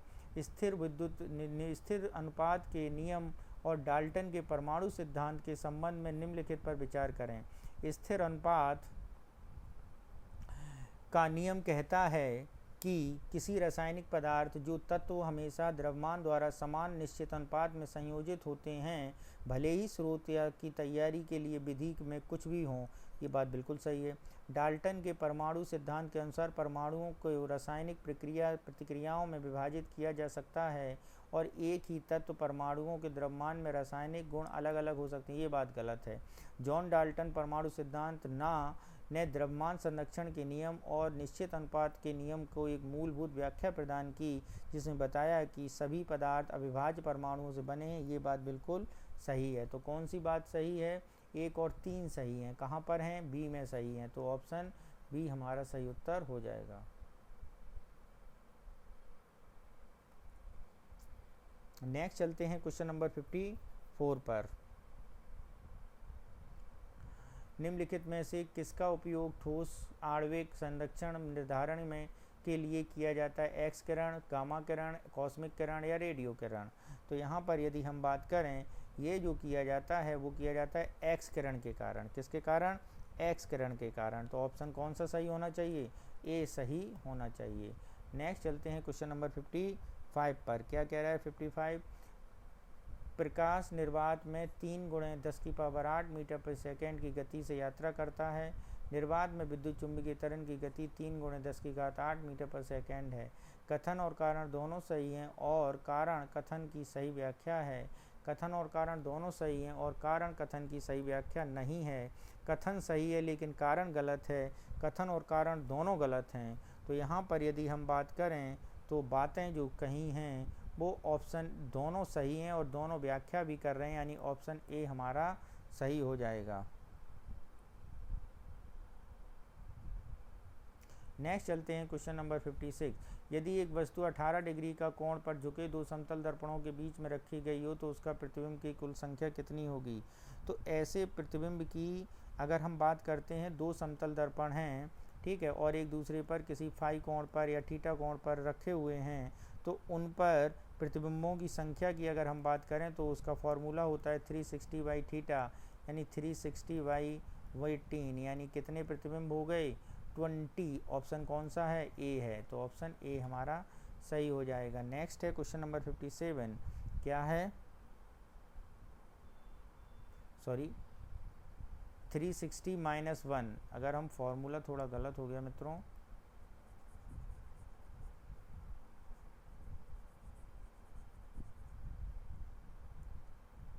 फॉर्मूला होता है, संख्या जो है वो है आपकी 360 - -1, यानी 360/18 - 1 बराबर 20 - 1 बराबर 19।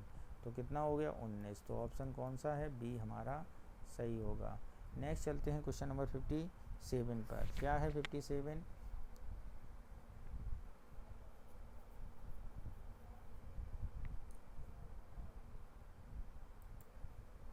क्या है क्वेश्चन देखते हैं।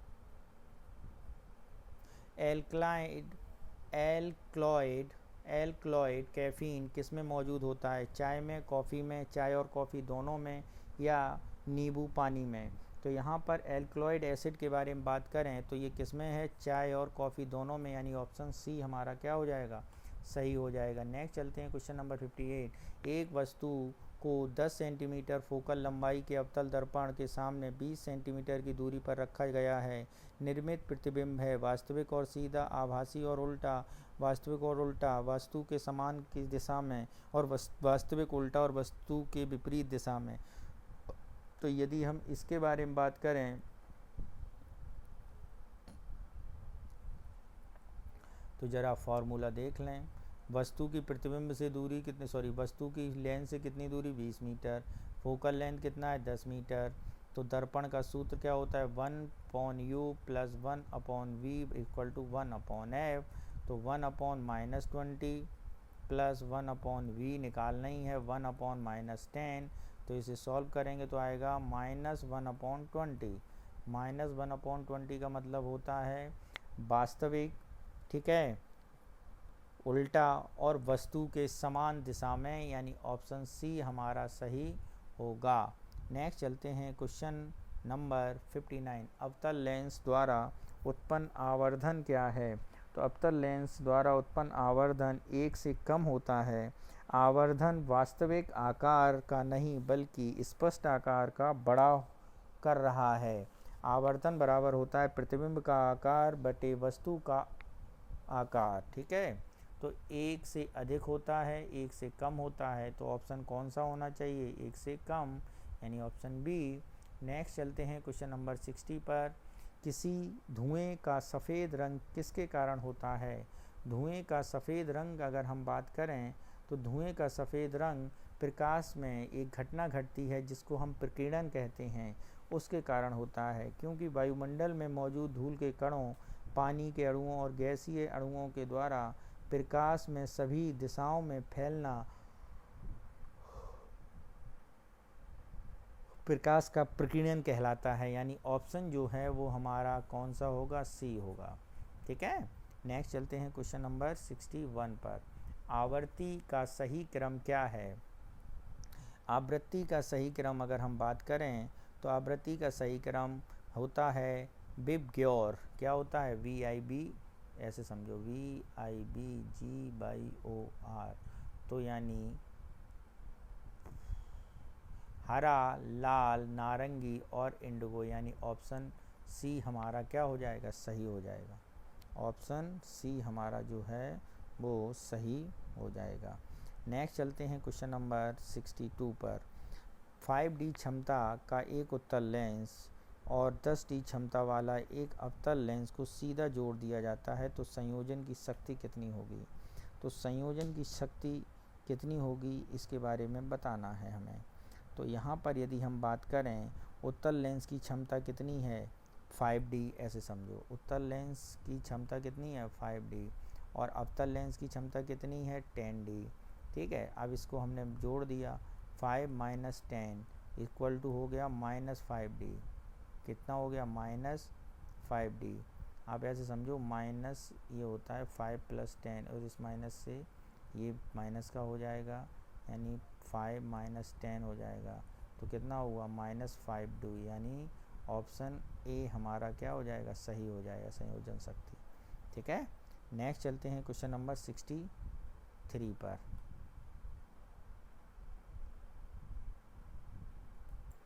क्वेश्चन 63 क्या है, जरा इसे देखते हैं। द्वितीयक इंद्रधनुष में शीर्ष पर लाल रंग होता है, शीर्ष पर बैंगनी रंग होता है, नीचे हरा रंग होता है, नीचे बैंगनी रंग होता है। तो यहाँ पर अगर हम बात करें, द्वितीय इंद्रधनुष जो निकलता है ना, उसमें बैंगनी रंग सबसे ऊपर होता है, ठीक है। और आंतरिक परावर्तन की कुल संख्या 2 होती है द्वितीयक में। तो शीर्ष पर कौन सा रंग है? बैंगनी। तो आंसर क्या होगा? बी। क्या होगा आंसर? बी हमारा आंसर हो जाएगा। नेक्स्ट चलते हैं क्वेश्चन नंबर आपका 63। मानव आँख की दृष्टि की दृढ़ता होती है, यानी मानव आँख की दृष्टि की दृढ़ता का मतलब है मानव की आँख के सामने कोई प्रतिबिंब कितने समय तक रहता है? सेकंड के 10वें हिस्से तक, 12वें हिस्से तक, 16वें हिस्से तक या 15 हिस्से से? तो मनुष्य की आँख की दृष्टि की दृढ़ता मित्रों होती है 1/16 सेकेंड, यानी आंसर सी होगा। ठीक है। वस्तु हट जाने के बाद भी आँखों से देखी गई वस्तु की छाप रेटिना पर 1 सेकेंड के 16वें हिस्से तक बनी रहती है। 1 सेकेंड के 16वें हिस्से तक। ठीक है। यदि हम इसके पहले किसी अन्य वस्तु को देख लेते हैं तो दोनों का आभास मिलकर हमें निरंतर एहसास कराता है। ठीक है। नेत्र इस गुण को दृष्टि की दृढ़ता या आप क्या बोलते हैं, परसिस्टेंस ऑफ विज़न कहा जाता है। नेक्स्ट चलते हैं क्वेश्चन नंबर 65। संचरण के पास्कल के नियम के अनुसार बंद तरल पदार्थ पर लगाया गया दबाव बढ़ जाता है और द्रव के प्रत्येक बिंदु पर लागू होता है, कम हो जाता है और द्रव के प्रत्येक बिंदु पर लागू होता है। द्रव के द्रव्यमान के अनुपात में और संचरित की तुलना में वृद्धि होती है। बिना किसी नुकसान के तरल पदार्थ और कंटेनर की दीवार के प्रत्येक बिंदु पर समान रूप से प्रसारित होता है। तो ऑप्शन जो हम यहाँ पर बात करते हैं तो कौन सा सही है? ऑप्शन डी हमारा जो है वो सही है। नेक्स्ट चलते हैं क्वेश्चन नंबर 66। पहाड़ों पर सांस लेने में कठिनाई क्यों होती है? ऊंचाई बढ़ने के साथ वायुमंडलीय दबाव बढ़ता है, ऊंचाई बढ़ने के साथ वायुमंडलीय दबाव कम हो जाता है, ए और बी दोनों, इनमें से कोई नहीं। तो यहाँ पर यदि हम बात करें तो इनमें से कोई नहीं होगा, क्योंकि सांस लेने में कठिनाई इसलिए होती है पहाड़ों पर, अगर हम बात करें तो द्रव दबाव के संचरण के लिए पास्कल का नियम कहता है। ठीक है। तो यहाँ पर यदि हम बात करें जो ऊंचाई पर वायुमंडलीय दाब कम होता है, यही कारण पहाड़ों में सांस लेने में कठिनाई होती है। पृथ्वी की सतह पर वायुमंडल द्वारा डाला गया दबाव वायुमंडलीय दबाव के रूप में जाना जाता है। तो यहाँ पर यदि हम बात करें तो ऊंचाई बढ़ने से वायुमंडल में दबाव बढ़ता है, यही दिक्कत है। तो यही ऊंचाई बढ़ने वायुमंडल दबाव कम होता है। ठीक है। तो यहाँ पर जो आंसर होगा वो हमारा आंसर क्या हो जाएगा? आंसर हमारा बी हो जाएगा सही। कौन सा हो जाएगा? बी हमारा सही उत्तर हो जाएगा। ठीक है। नेक्स्ट चलते हैं क्वेश्चन नंबर 67 पर। क्या कह रहा है 67? कथन पानी के लिए कोशिका नलिका में तरल मेनिस्कस अवतल होता है, असंजक बल निचले मेनिस्कस के लिए जिम्मेदार होता है। सही उत्तर का चयन करें। कथन और कारण दोनों सत्य हैं और कारण कथन की सही व्याख्या है। कथन और कारण दोनों सत्य हैं लेकिन कारण कथन की सही व्याख्या नहीं है। कथन सत्य लेकिन कारण गलत है। कथन और कारण दोनों गलत हैं। तो यहाँ पर यदि हम बात करें कौन सी बात सही होगी, तो यहाँ पर ए ऑप्शन हमारा क्या हो जाएगा? सही हो जाएगा। नेक्स्ट चलते हैं क्वेश्चन नंबर 68 पर। क्या है 68? क्या कह रहा है इसे ज़रा समझते हैं। एक वायुमंडलीय दाब बराबर होता है 760 सेंटीमीटर या मरकरी, 760 मिमी Hg, 760 टॉर।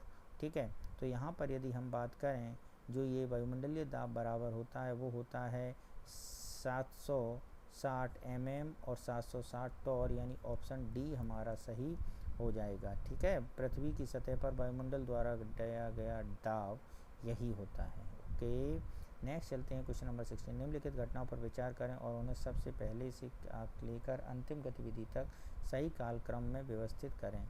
पाई मेसोन की खोज, न्यूट्रॉन की खोज।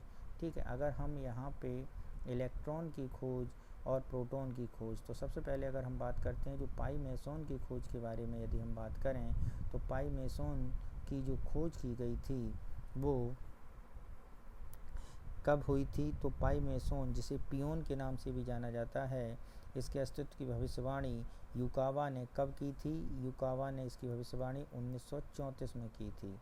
ठीक है। और सत्यापन इसका हुआ था 1947 में। न्यूट्रॉन की खोज की अगर हम बात करें तो इसकी खोज की गई थी चैडविक द्वारा 1932 में। ठीक है।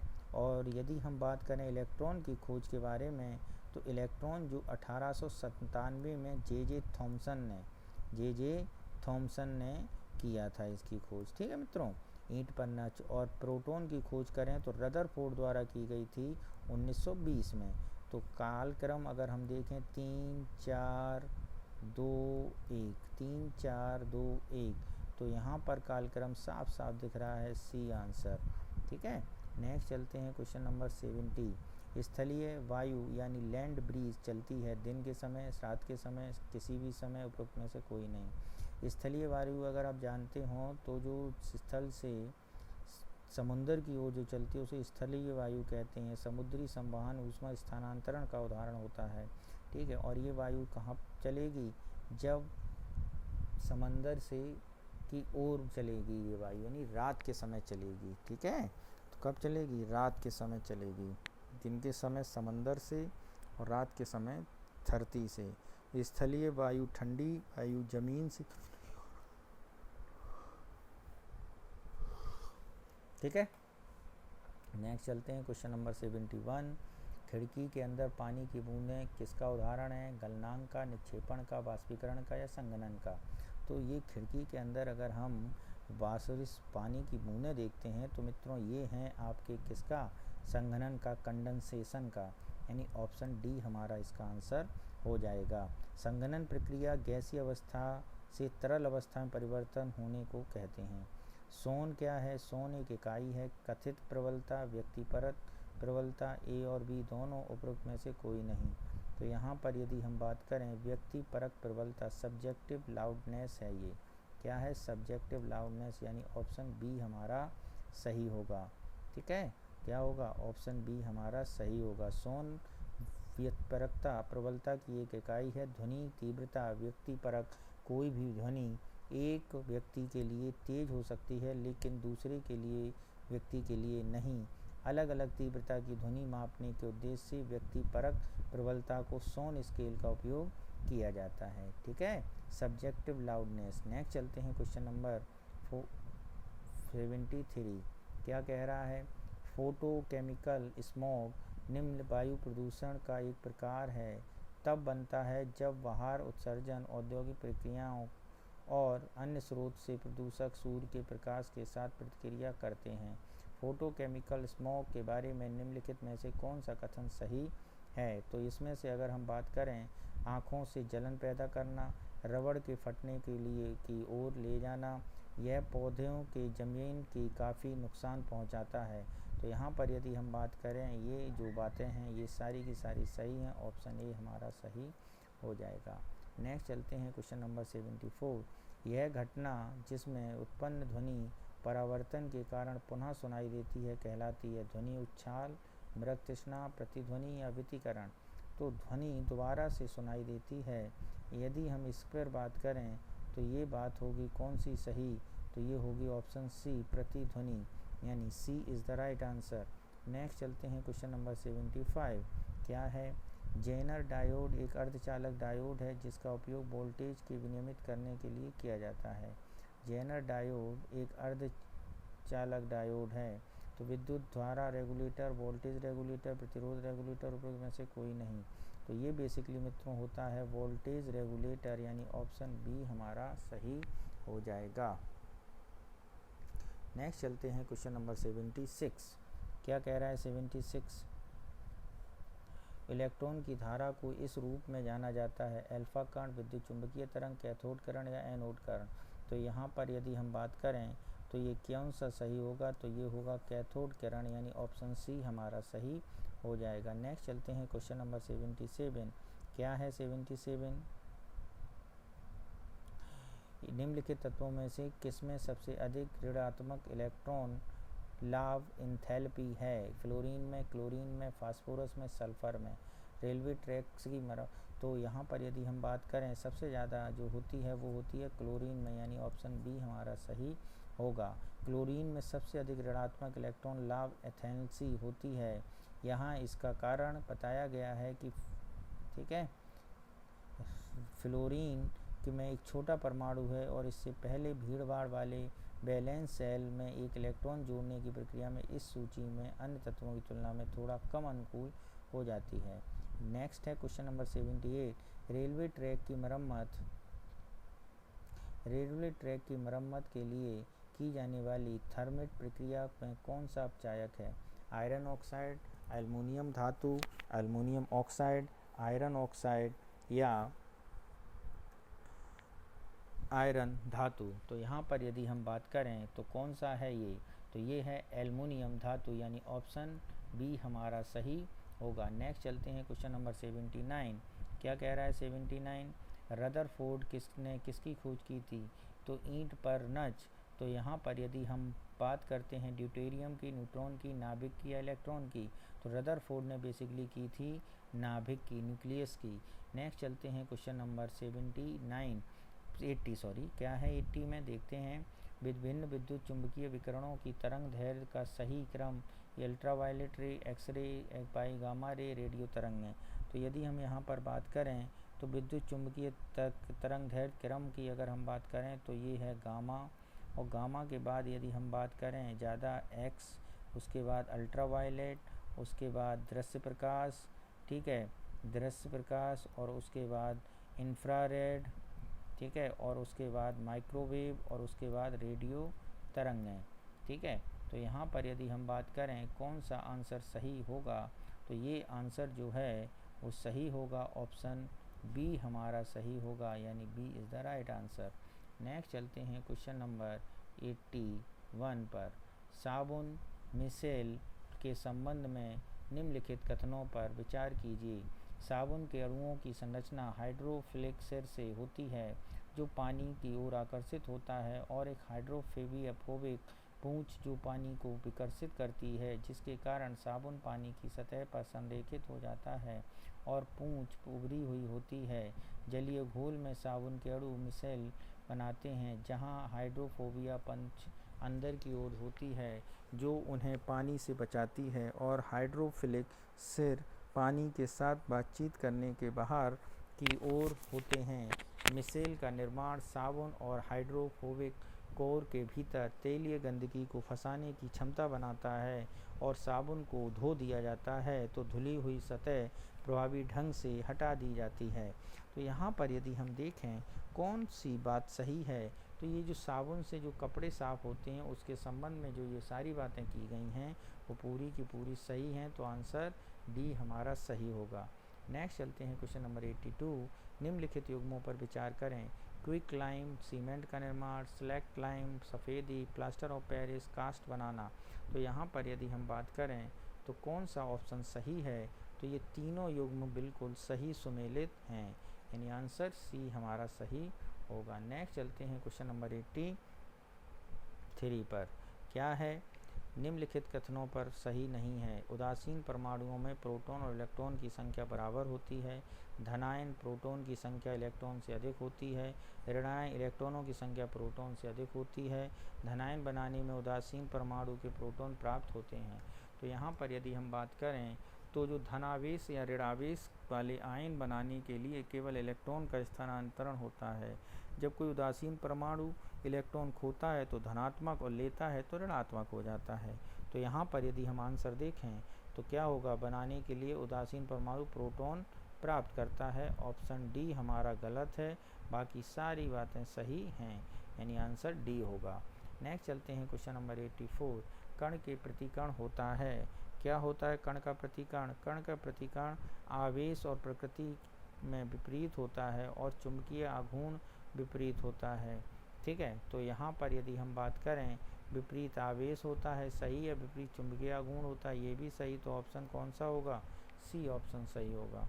नेक्स्ट चलते हैं क्वेश्चन नंबर 85। चींटी के काटने के प्रभाव से कैलामाइन घोल रगड़ने से बेअसर किया जा सकता है। कैलामाइन घोल जिंक कार्बोनेट से बना होता है, प्रकृति में क्षारीय होता है। उपरोक्त में से कौन से कथन सही हैं? एक और दो दोनों, दो और एक और दो दोनों सही हैं। तो यहाँ पर यदि हम बात करें कौन सा कथन सही है, तो ये कथन दोनों सही हैं, यानी आंसर ए हमारा सही होगा। नेक्स्ट चलते हैं क्वेश्चन नंबर 86। निम्नलिखित कथनों पर विचार करें। क्षारक एक ऐसा क्षार है जो पानी में घुल जाता है। कैल्शियम हाइड्रोक्साइड क्षारक का एक उदाहरण नहीं है। पानी में किसी भी क्षार के घुलना एक ऊष्माक्षेपी प्रक्रिया हो सकती है। उपरोक्त में दिए गए कथनों पर कितने सही हैं? केवल एक, केवल दो, सभी तीन, और कोई भी कथन सही नहीं है। तो यहाँ पर यदि हम बात करें तो कौन सा कथन सही है? केवल 2 कथन जो हैं वो सही हैं, यानी बी आंसर हमारा सही होगा। नेक्स्ट चलते हैं क्वेश्चन नंबर 87 पर। क्या है 87? निम्न में कौन समस्थानिकों के लिए निम्न में कौन सा सही नहीं है? समस्थानिक न्यूट्रॉन की संख्या भिन्न होती है, द्रव्यमान संख्या भिन्न होती है, क्या होती है, और भौतिक गुण समान होते हैं।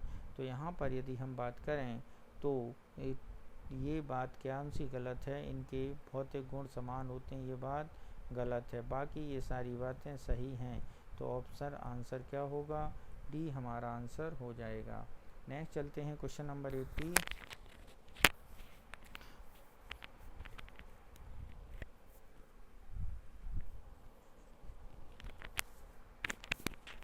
क्वेश्चन नंबर 88 पर क्या कह रहा है? 88 निम्न में कौन से भौतिक परिवर्तन के उदाहरण हैं?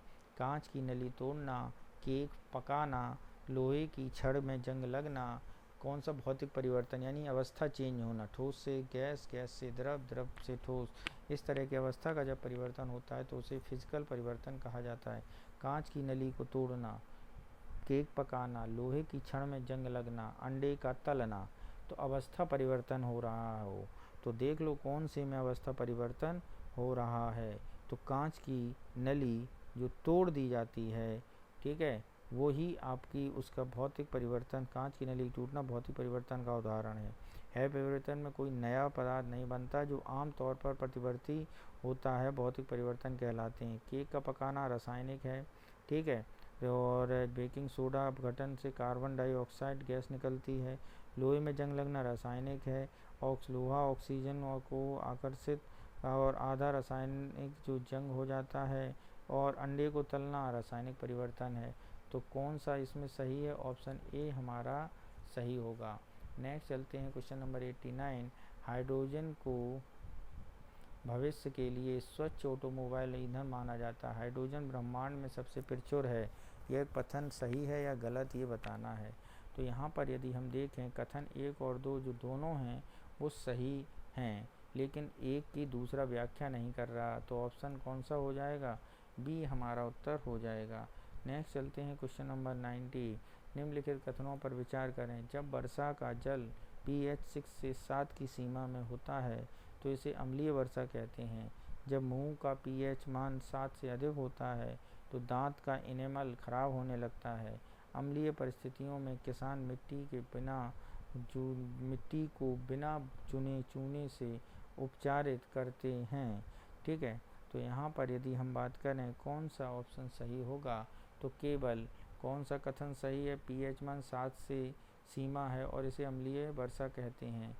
तो जो अम्लीय वर्षा के संबंध में pH और 7 की सीमा है, pH 6 से 7 की सीमा में होता है, ठीक है, और इसे अम्लीय वर्षा कहते हैं, बिल्कुल गलत। जब इसका मान 7 की सीमा से होता है तो इसे अम्लीय वर्षा कहते हैं, ठीक है। तो और ये क्या कह रहा है? जब वर्षा का मान pH मान में 6 से 7 की सीमा में हो तो उसे हम 6 से 7 की सीमा में तो अम्लीय वर्षा, पहला कथन गलत है, ठीक है। तो इसे अम्लीय वर्षा कहते हैं, 6 से 7 की सीमा में होता है, ठीक है, कथन गलत है। वर्षा के जल में pH का मान थोड़ा अम्लीय होता है और आमतौर पर 5 और 5.5 के करीब होता है, ठीक है। नेक्स्ट चलते हैं कि नेक्स्ट क्या है। नेक्स्ट कथन है pH 7 से अधिक होता है तो दांतों का एनिमल क्या हो जाता है? खराब होने लगता है। तो pH मान जब 7 से अधिक होता है तो दांतों का एनिमल खराब होने लगता है। यह कथन भी गलत है, क्योंकि 5.5 से नीचे में आमतौर पर थोड़ा अम्लीय से लेकर तटस्थ pH मान आसपास होता है। तो ऑप्शन यहाँ पर कौन सा सही होगा? तो यहाँ पर यदि हम बात करें ऑप्शन जो 2 है, जो दूसरा कथन है वो भी क्या है? गलत है। क्या है? गलत है। तीसरे कथन पर चलते हैं। अम्लीय परिस्थितियों में किसान मिट्टी में बूझे चूने का प्रयोग करते हैं। तो यहाँ पर ये कथन क्या है? सही है। तो नीचे दिए गए कितने कथन सही हैं? केवल एक कथन सही है और ऑप्शन ए के साथ उसका नाम, ठीक है, अनाउंस किया जाता है। नेक्स्ट चलते हैं क्वेश्चन नंबर 91। कपूर और NaCl के मिश्रण को अलग किया जा सकता है आसवन द्वारा, अपघटन द्वारा और क्रिस्टलीकरण द्वारा। कपूर और सोडियम क्लोराइड यानी नमक को अगर हम बात करें तो किसके द्वारा, तो मित्रों ऊर्ध्वपातन के द्वारा। किसके द्वारा, ऊर्ध्वपातन के द्वारा। ऑप्शन बी हमारा क्या है, सही विकल्प है। नेक्स्ट चलते हैं क्वेश्चन नंबर 92 पर। क्या है 92, उसे देखते हैं। यदि संतृप्त विलयन बनाने के लिए विलायक द्रव में ठोस विलय मिलाया जाता है तो आयतन में वृद्धि नहीं होती है, ठीक है। और यदि विलयन और यदि संतृप्त विलयन से विलय में मिलाना होता तो क्या होता, तो विलय का उदाहरण अपक्षेपण होता है। नीचे दिए गए प्रयोग करके सही उत्तर बताएं। तो इनके सही उत्तर बताने हैं। तो यहाँ पर यदि देखें ये दोनों बातें क्या हैं मित्रों, बिल्कुल सही हैं। तो ऑप्शन कौन सा होगा, C is the right answer. Next चलते हैं क्वेश्चन नंबर 93। कोहरा के लिए निम्नलिखित कथन पर विचार करें। कोहरा के क्लोराइड का एक उदाहरण है। कोहरा कोशिका द्रव्य, ठीक है। तो यहाँ पर यदि हम क्वेश्चन नंबर 93 को देखेंगे तो 93 भी जो है कोहरा और क्लोराइड के संबंध में बैठा है, ठीक है। तो यहाँ पर यदि हम बात करें तो यहाँ पर कौन सा ऑप्शन सही होगा, तो यहाँ पर केवल कथन एक ही सही है और दूसरा कथन क्या है, गलत है। तो पहला सही, दूसरा गलत, ऑप्शन ए हमारा सही हो जाएगा। नेक्स्ट चलते हैं क्वेश्चन नंबर 94। क्या कह रहा है 94, निम्नलिखित कथनों पर विचार करें। बर्फ़ की गलनांक हमेशा 0 डिग्री सेल्सियस होता है और बर्फ़ का गलनांक स्थिर नहीं होता, यह दबाव में निर्भर करता है।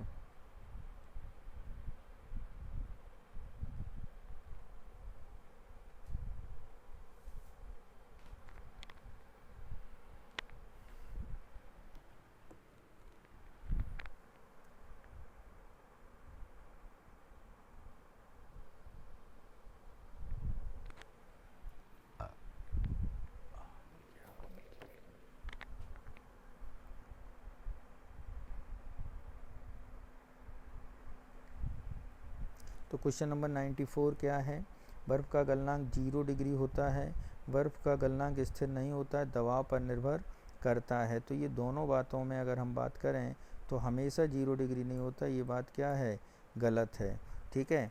क्योंकि बर्फ़ का गलनांक स्थिर नहीं होता है, दबाव पर निर्भर करता है और दबाव बढ़ने पर बर्फ़ का गलनांक क्या हो जाता है, कम हो जाता है। तेज़ी से क्या होगी, हमारी बर्फ़ पिघलेगी। तो दूसरा कथन तो सही है जबकि पहला गलत है। तो ऑप्शन बी हमारा यहाँ पर सही होगा। नेक्स्ट चलते हैं क्वेश्चन नंबर 695।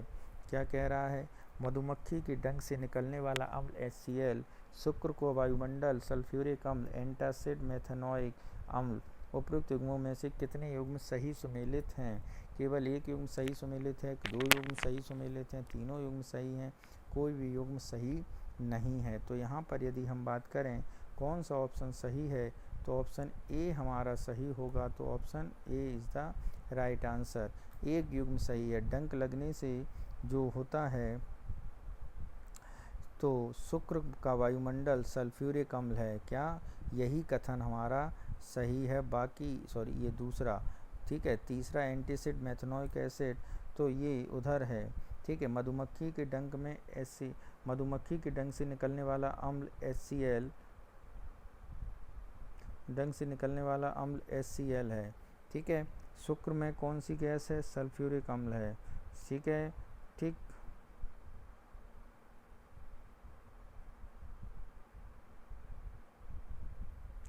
ठीक, तो ये अगर हम बात कर रहे हैं मधुमक्खी में तो ये HCl नहीं बल्कि इसमें मौजूदा जो अम्ल होता है वो मधुमक्खी के डंक में मौजूद अम्ल वास्तव में फार्मिक अम्ल होता है। कौन सा, फार्मिक अम्ल।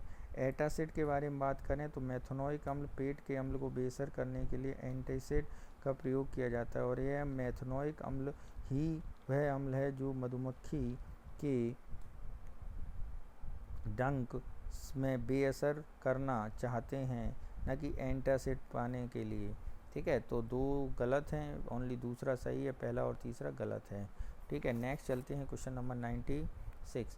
निम्नलिखित में कौन विचार कीजिए, पानी हमेशा 1100 डिग्री सेल्सियस पर उबलता है, 100 से अधिक तापमान उबलता है, तो इसमें कुछ पानी में अशुद्धियाँ होती हैं। तो यहाँ पर यदि हम बात करें क्वेश्चन नंबर 96, तो क्या कह रहा है कि इसका कथन सही होने पर भी 100 से अधिक तापमान से उबलता नहीं है और इसमें कुछ मात्रा अशुद्धियाँ भी होती हैं। ठीक, तो यहाँ पर यदि हम बात करें क्वेश्चन नंबर 96 में क्या होगा, तो क्वेश्चन नंबर 96 में केवल जो पहला कथन है वो गलत, दूसरा कथन सही, तो ऑप्शन बी हमारा सही हो जाएगा। नेक्स्ट चलते हैं क्वेश्चन नंबर 97। एल्यूमिनाइट अयस्क के बावजूद धातुएं लोहा और टाइटेनियम ये दोनों एल्यूमिनाइट अयस्क में होती हैं, तो ऑप्शन कौन सा सही है, ऑप्शन सी हमारा सही है। ठीक है, नेक्स्ट चलते हैं क्वेश्चन नंबर 99 पर। ठीक है, 99 पर नंबर क्या है, 98।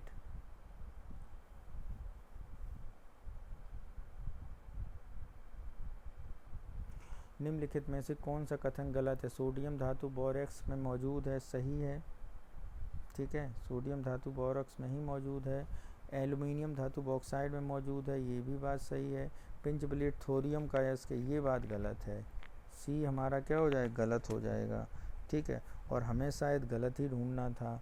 तो अगर हम यहाँ पे बात करें शीशे में होता क्या है, तो मित्रों शीशे में यूरेनियम कजाकिस्तान में लगभग 3600 मीट्रिक टन भंडार दुनिया में सबसे बड़ा भंडार है। ठीक है, मैग्नीशियम। नेक्स्ट चलते कुछ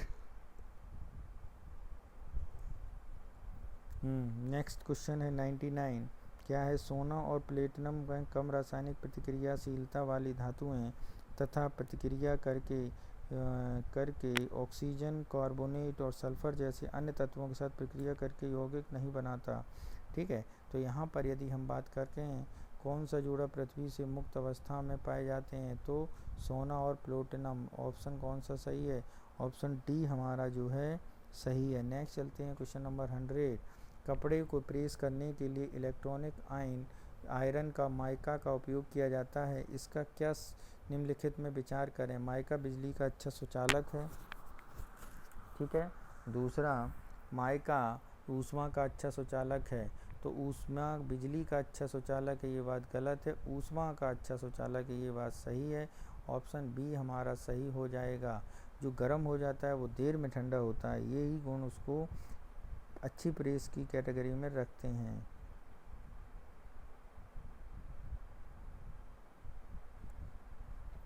नेक्स्ट चलते हैं क्वेश्चन नंबर 101। क्या है 101, देखते हैं। निम्नलिखित में कौन सा उद्योग कच्चे माल के रूप में चूना पत्थर का उपयोग करता है। उर्वरक, इस्पात, सीमेंट और प्लास्टिक उद्योग। तो यहाँ पर यदि हम बात करें तो ये ऑप्शन सी हमारा सही हो जाएगा। सीमेंट उद्योग में इसका प्रयोग किया जाता है। नेक्स्ट चलते हैं ड्यूटेरियम ऑक्साइड यानी DTO भारी जल का गलनांक कितना होता है। तो भारी जल का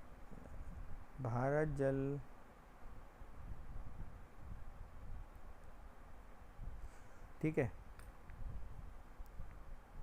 तो क्वेश्चन नंबर 102 क्या है हमारा, देखते हैं। DTO भारी जल का गलनांक होता है हाइड्रोजन के गलनांक से अधिक, हाइड्रोजन के गलनांक के बराबर, हाइड्रोजन के गलनांक से ऊपर, तो ये होता है हाइड्रोजन के गलनांक से अधिक, यानी ऑप्शन कौन सा सही है, बी हमारा सही होगा। नेक्स्ट चलते हैं क्वेश्चन नंबर 103। बासमती चावल के दाने पकाने पर लंबे हो जाते हैं क्योंकि इनमें कोई मात्रा अधिक होती है, लाइसिन, एमाइलोज, चीनी और तेल। तो यहाँ पर यदि हम बात करें तो यहाँ पर किसकी मात्रा अधिक होती है, एमाइलोज, यानी ऑप्शन बी हमारा सही हो जाएगा। कॉलम 1 और कॉलम 2 को सम्मिलित करें। सबसे प्रचुर धातु चांदी, सबसे अधिक आघातवर्ध धातु सीसा, आघातवर्ध का अच्छा चालक सोना, विद्युत चालक। तो इसमें अगर हम मिलाएं, ठीक है, तो मिलाने में यदि हम देखें तो चांदी जो है वो कैसी है, ठीक, तो इसके बारे में बात करते हैं। तो चांदी जो बताई जा रही है, ठीक है, तो यहाँ पर अगर हम मिलाते हैं तो जो सबसे प्रचुर धातु है वो है एल्युमिनियम, भारी मात्रा में है। ठीक है, कौन सी, प्रचुर मात्रा में। तीसरी, सबसे अधिक आघात वर्ध के बारे में बात करें तो सबसे ज़्यादा आघात वर्धती कौन है, तो सबसे ज़्यादा आघात वर्धती है आपकी सोना, गोल्ड, यानी 3। और सबसे आगे क्या है, सबसे अच्छा विद्युत चाल का सबसे अच्छा चालक कौन है, तो विद्युत का सबसे अच्छा चालक मित्रों क्या है, तो सबसे अच्छा चालक है चांदी।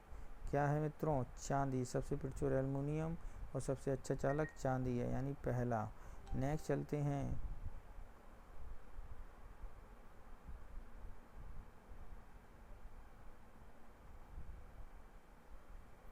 ठीक है। नेक्स्ट चलते हैं, क्वेश्चन कौन सा है अगला, सॉरी इसमें अगर हम इस तरह मिलाते हैं तो कौन सा ऑप्शन सही होगा, बी ऑप्शन सही होगा। कौन सा, बी। कौन सा मित्रों, बी ऑप्शन जो है वो सही हो जाएगा। नेक्स्ट चलते हैं, क्वेश्चन नंबर 105, हाइड्रोजन बम विस्फोट में शामिल हाइड्रोजन के समस्थानिक A protonium, H deuterium, D protium, tritium, deuterium और ट्राइटियम केवल ड्यूटेरियम। तो यहाँ पर यदि हम बात करें ड्यूटेरियम और ट्राइटियम होते हैं, ऑप्शन सी हमारा सही हो जाएगा। नेक्स्ट, स्टील और पिटवा लोहा कौन अधिक लचीला होता है। स्टील और पिटवे लोहे में अगर हम बात करें तो जो लचीला होता है वो होता है आपका पिटवा लोहा, यानी ऑप्शन बी हमारा सही हो जाएगा। नेक्स्ट चलते हैं, क्वेश्चन नंबर 107, क्या है 107, ठीक है।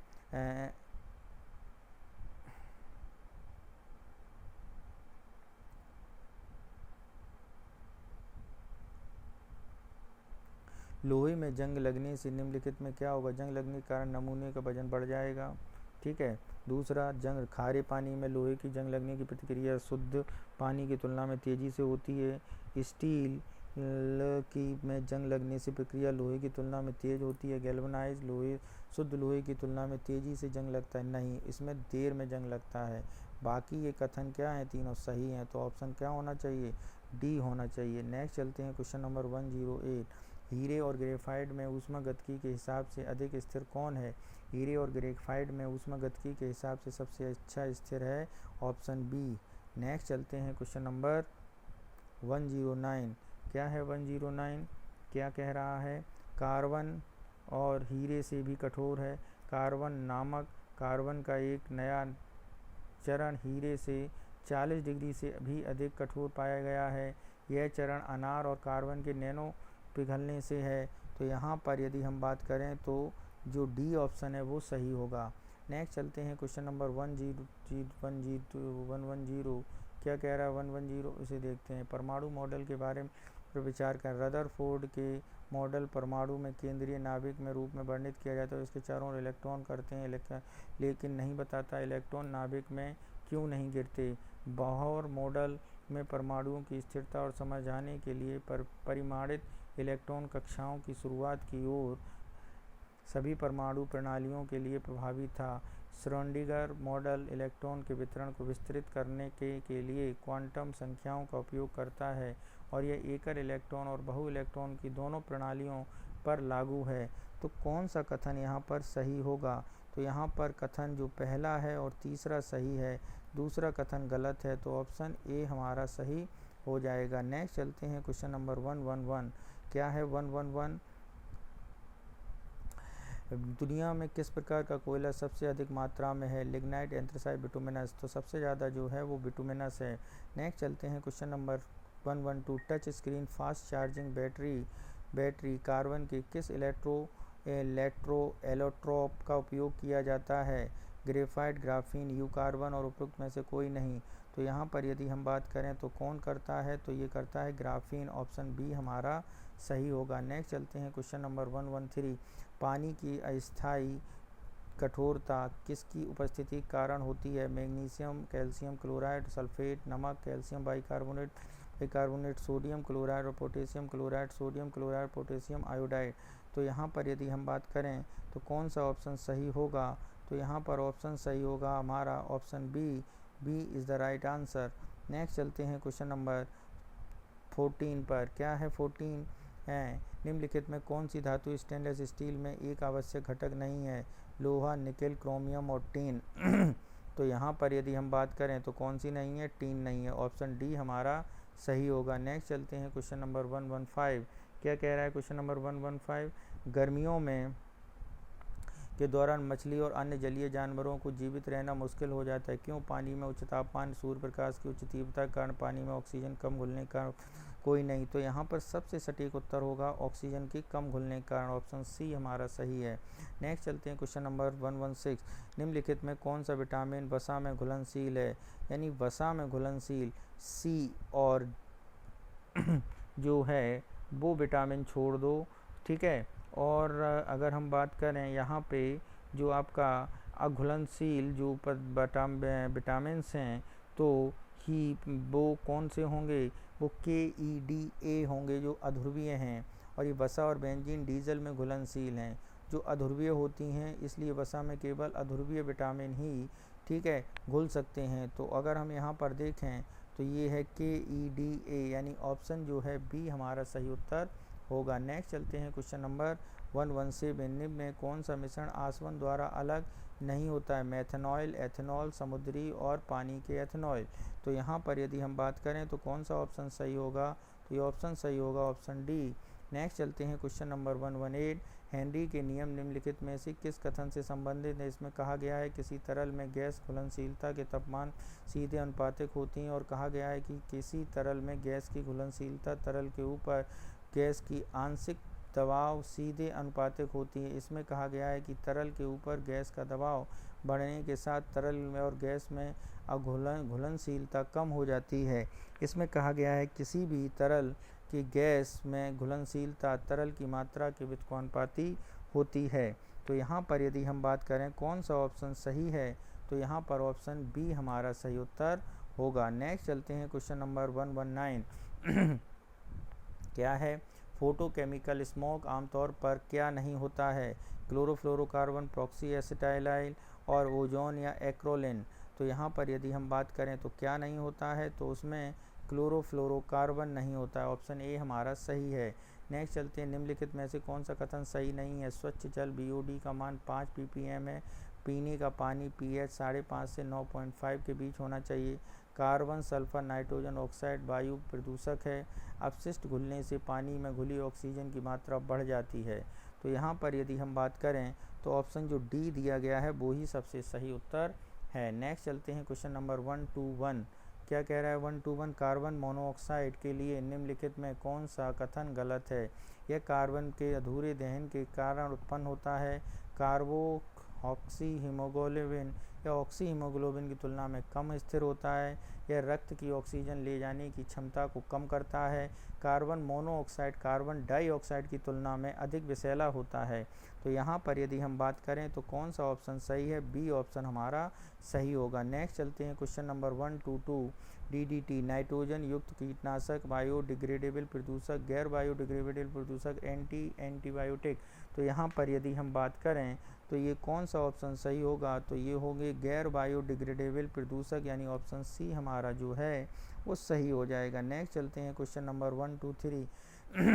किसी घोल में pH का मान 4 से 6 हो जाता है। H+ की सांद्रता 2 गुना बढ़ जाती है, 10 गुना बढ़ जाती है, 100 गुना बढ़ जाती है, 100 गुना घट जाती है।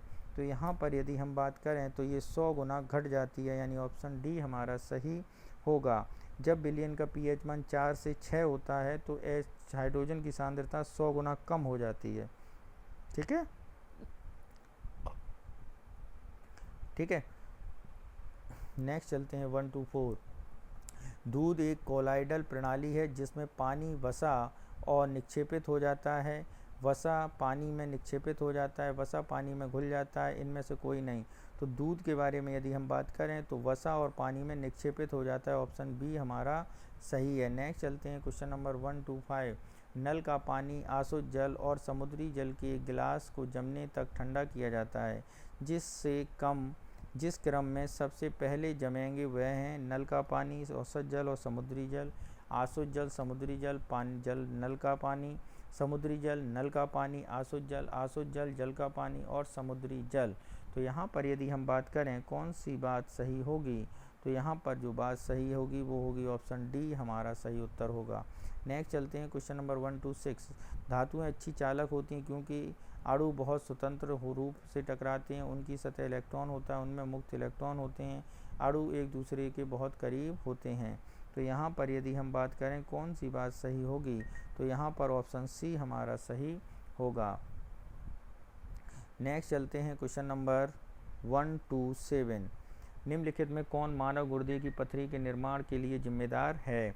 Calcium acetate, calcium oxalate, sodium acetate और सोडियम बेंजोएट। तो यहाँ पर यदि हम बात करें तो कौन सा होगा, तो प्रकाश संश्लेषण है एक एंडोथर्मिक प्रतिक्रिया। एंडोथर्मिक प्रतिक्रिया ऊर्जा का आदान प्रदान नहीं होता। तो यहाँ पर यदि हम बात करें तो कौन सा ऑप्शन सही होगा, तो यहाँ पर ऑप्शन सही होगा कैल्शियम ऑक्सीलेट, यानी ऑप्शन बी हमारा सही है। प्रकाश संश्लेषण है एंडोथर्मिक, एक्सोथर्मिक और ऊर्जा, तो एक्सोथर्मिक ऊर्जा बाहर निकलती है, यानी ऑप्शन बी यहाँ भी सही, एंडोथर्मिक है। ऑप्शन ए हमारा यहाँ पर सही होगा। कौन सा? ऑप्शन ए हमारा सही होगा। तो यहाँ पर आंसर क्या होगा? आंसर बी हमारा आंसर सही होगा। तो ऑप्शन ए हमारा यहाँ पे उत्तर सही है। प्रकाश संश्लेषण एंडोथर्मिक प्रतिक्रिया, क्योंकि प्रतिक्रिया शुरू करने के लिए ऊष्मा ऊर्जा की आवश्यकता होती है, इसलिए ये ऐसा है। नेक्स्ट चलते हैं क्वेश्चन नंबर 1 to 9। क्या है 1 to 9? आधुनिक आवर्त सारणी और आवर्त प्रवृत्तियों के बारे में निम्नलिखित कथनों पर विचार करें। आधुनिक आवर्त सारणी तत्वों में उनके परमाणु क्रमांक के आधार पर व्यवस्थित करती हैं और एक ही समूह के तत्वों में समान रासायनिक गुण प्रदर्शित करते हैं। समान संयोजकता कोष इलेक्ट्रॉनिक विन्यास होते हैं। आधुनिक आवर्त सारणी में धात्विक गुण की आवर्त में बाएं दाएं की ओर घटता है और एक समूह भीतर ऊपर से नीचे की तरफ बढ़ता है। इलेक्ट्रॉन लब्धि एंथैल्पी आमतौर पर बाएं से दाएं सकारात्मक हो जाती हैं और नीचे से अधिक नकारात्मक हो जाती हैं।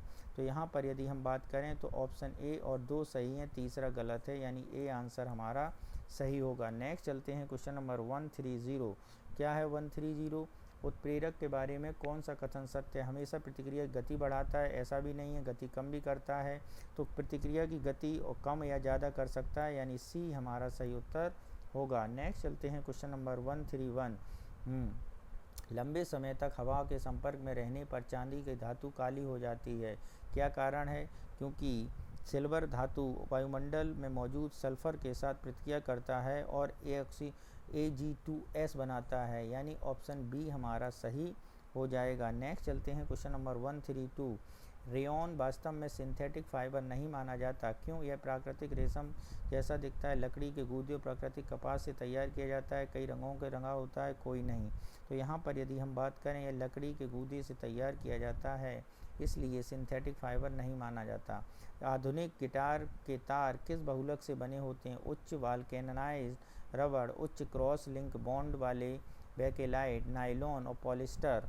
तो यहाँ पर यदि हम बात करें किसके द्वारा बन रहे हैं? नायलॉन के द्वारा। ऑप्शन 134। साबुन उद्योग द्वारा प्राप्त उपोत्पाद है ग्लिसरॉल, नेफ्थलीन, कास्टिक सोडा, का सोडियम कार्बोनेट। तो यहाँ पर यदि हम बात करें तो ये क्या है? ग्लिसरॉल के लिए, यानी ऑप्शन ए हमारा सही होगा। नेक्स्ट चलते हैं क्वेश्चन नंबर 135। साबुन की तुलना में डिटर्जेंट का लाभ यह है, डिटर्जेंट पानी में घुलनशील हैं, ज़्यादा झाग नहीं देते, कठोर पानी के साथ भी झाग देते हैं। साबुन केवल नर्म साथ झाग देते हैं। तो ऑप्शन यहाँ पर यदि हम बात करें तो क्या है? ऑप्शन सी हमारा सही होगा। ठीक है। नेक्स्ट चलते हैं क्वेश्चन नंबर 136। बारूद में निम्नलिखित का मिश्रण होता है? रेत और टीएनटी, टीएनटी और चारकोल, सल्फर, रेत, चारकोल, नाइट्रेट, सल्फर और चारकोल। तो यहाँ पर यदि हम बात करें कौन सा ऑप्शन सही है? पोटेशियम, नाइट्रेट, सल्फर और चारकोल, यानी ऑप्शन डी हमारा सही होगा।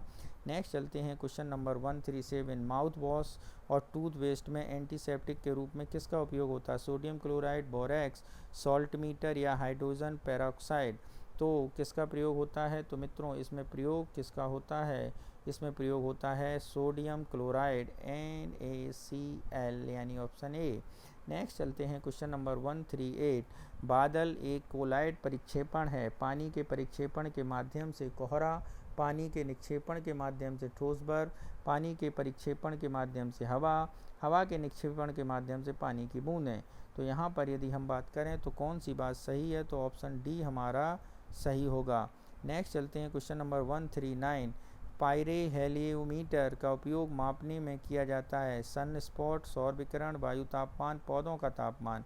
तो यहाँ पर यदि हम बात करें तो कौन सा ऑप्शन सही है, ऑप्शन बी हमारा सही होगा। नेक्स्ट चलते हैं क्वेश्चन नंबर 140। निम्नलिखित कथनों पर विचार करें। जब भाप 100 डिग्री सेल्सियस पर आपके हाथ जलाती है तो 100 डिग्री सेल्सियस पर पानी के जलने की तुलना में अधिक गंभीर जलन होती है। भाप की ऊर्जा 100 डिग्री पानी से अधिक होती है। ऊर्जा की अगर हम यहाँ पर बात कर रहे हैं तो मित्रों ये दोनों बातें बिल्कुल सही हैं, क्योंकि उसका ऊष्मा उसमें ज़्यादा होती है, वही यहाँ पे ऊर्जा का प्रयोग कर रहे हैं। नेक्स्ट चलते हैं क्वेश्चन नंबर 141। कम फूला हुआ गुब्बारा सूर्य के प्रकाश में फूल जाता है। गैस का नियम पालन, बॉयल, एवोगाड्रो, लुसाक और इनमें से कोई नहीं। तो यहाँ पर कम फूला हुआ गुब्बारा सूर्य के प्रकाश में फूल जाता है, यह लुसाक का नियम है। किसका है? लुसाक का। ऑप्शन सी हमारा सही होगा। ठीक है। गैस के अणु परमाणुओं की गतिज ऊर्जा तापमान की वृद्धि के साथ बढ़ती है, और जब गुब्बारे सूर्य की गर्मी के कारण प्रकाश में रखा जाता है तो गुब्बारे के अंदर गैसीय कण उत्सर्जित गतिज ऊर्जा बढ़ जाती है और गुब्बारा फूल जाता है, और यह गुब्बारे की दीवार पर दबाव बढ़ाता है और गुब्बारा फैलता रहता है, और एक स्थिति में गुब्बारा क्या होगा? फट जाएगा। ठीक है। नेक्स्ट चलते हैं। प्रेशर कुकर का खाना जल्दी पकता है क्योंकि दाब बढ़ने के कारण पानी में क्वथनांक कम हो जाता है। दाब बढ़ने के कारण पानी क्वथनांक बढ़ जाता है, जल्दी अवशोषित करते हैं, गर्मी में लंबे।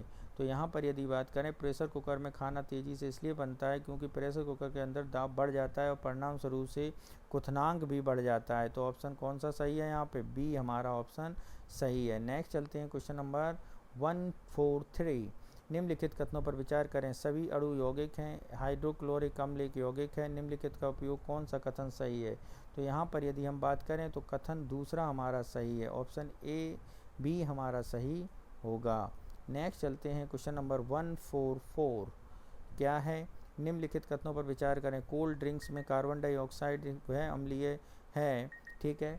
कार्बन डाइऑक्साइड कम तापमान पर पेय अधिक घुलनशील होती है। तो यहाँ पर यदि हम बात करें तो जो बातें कही गई हैं वो दोनों बातें पूर्णतः सत्य हैं। ऑप्शन सी हमारा सही है, क्योंकि उसी कार्बन डाइऑक्साइड के कारण उसमें बुलबुले कोल्ड ड्रिंक में उठते हैं। ठीक है मित्रों। नेक्स्ट चलते हैं क्वेश्चन नंबर 145।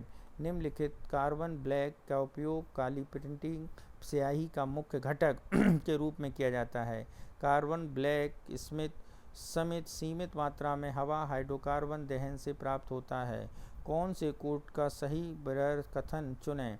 एक और दो दोनों उपयुक्त में से कोई नहीं। तो यहाँ पर यदि हम बात करें तो ये दोनों कथन क्या हैं? बिल्कुल सही हैं। सी ऑप्शन हमारा सही होगा।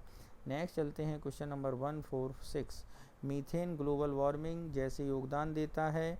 वह सूर्य की गर्मी को अवशोषित करता है और यह गर्मी वापस अंतरिक्ष में परिवर्तित करता है। यह वायुमंडल में गर्मी को क्या करता है? गर्मी को अंतरिक्ष में वापस परिवर्तित करता है। वायुमंडल गर्मी को फंसाता है, वायुमंडल को ठंडा करता है। तो मीथेन वायुमंडल को ठंडा तो एटलीस्ट नहीं करता है, वायुमंडल को गर्मी बढ़ाता है। ठीक है। Increase the temperature of heat. Next है 147। क्या कह रहा है? ट्यूबलाइट में पारा वाष्प आर्गन गैस का दबाव पर भरी जाती है। ठीक है। यह प्लाज्मा अवस्था में खुद में बदल कर काम करता है। ठीक। तो यहाँ पर यदि बात करें ये दोनों बातें बिल्कुल सही हैं, यानी ऑप्शन यहाँ भी सी हमारा सही होगा। नेक्स्ट चलते हैं क्वेश्चन नंबर 148। कमज़ोर अम्ल जलीय घोल तापमान बढ़ाने पर पीएच का मान क्या होगा? तो कमज़ोर एसिड जलीय घोल के तापमान बढ़ाने पर पीएच मान कम हो जाएगा। ठीक है, घटेगा। पीएच मान में कमी हाइड्रोजन के आयन सांद्रता की संख्या में वृद्धि इंगित करता है। तो क्या हो जाएगा? घटेगा, यानी ऑप्शन बी हमारा सही हो जाएगा। नेक्स्ट चलते हैं 149। बायोमास में बायोगैस बनाने के लिए निम्न में किसका उपयोग किया जाता है? तो इसमें अगर हम बात करें तो इसमें अवायवीय उपचार किए जाते हैं, यानी ऑप्शन ए हमारा सही होगा। नगरपालिका और आवासीय कचरे के अवायवीय उपचार का उपयोग बायोगैस के मुख्य रूप से मेथेन में होता है। नेक्स्ट चलते हैं क्वेश्चन नंबर लास्ट है। मिर्च की तीखापन किसकी उपस्थिति के कारण होता है? लाइकोपेन, कैप्सोसिन, कैरोटीन और एंथोसाइनिन। तो ये मित्रों होता है किसके कारण? कैप्सोसिन के कारण, यानी ऑप्शन बी हमारा यहाँ पर सही हो जाएगा। कैप्सेसिन कैप्सोसाइनाइड्स नामक रसायनों के समूह से मुख्य घटक है जो मिर्च में पाया जाता है। यह कैप्सिनॉइड्स मुंह और गले में रिसेप्टर्स को प्रक्रिया करते हैं और जिससे गर्मी या जलन की अनुभूति होती है, जिसे हम मिर्च से जोड़ते हैं। लाइकोपिन जो है वो मित्रों टमाटर में पाया जाता है, ठीक है। और ऐसे ही कैरोटीन की अगर हम बात करें तो ये रंग द्रव्य है जो फलों और रंग की सब्जियों में पाया जाता है। लाल रंग के योगदान का इसमें तीखेपन से नहीं है, ठीक है। और एंथोसाइनिन की अगर हम बात करें, ये भी रंग द्रव्य है और फल और सब्जियों में इसका नीला और बैंगनी रंग होता है, ठीक है। तो मित्रों इस तरह आज हम लोगों ने परफेक्शन आईएएस संस्थान का बिहार 70वीं बिहार पीसीएस परीक्षा का पेपर प्रिलिमिनरी सॉल्व किया है और ये साइंस और फिजिक्स और केमिस्ट्री पर बेस्ड था। नेक्स्ट पेपर भी हमारे चैनल के माध्यम से आपको मिल जाएगा, तो आप हमारे चैनल से जुड़े रहिए और इसके साथ हमारे क्वेश्चन जो इस प्रयास में लाइक और कमेंट्स और शेयर ज़रूर करिएगा, ठीक है। और इसके साथ साथ अगर आपको पीडीएफ इसका चाहिए तो वो हमारे ऑफिशियल टेलीग्राम चैनल में अपलोड कर दिया गया है, तो आप वहां से इसे प्राप्त कर सकते हैं। और इसके साथ ही इसके जो टेलीग्राम चैनल का लिंक है जो वो हमारे डिस्क्रिप्शन बॉक्स में ऑलरेडी दिया जा चुका है, ठीक है। तो आप हमारे चैनल को लाइक करिए, सब्सक्राइब करिए, शेयर करिए। थैंक यू वेरी मच, धन्यवाद।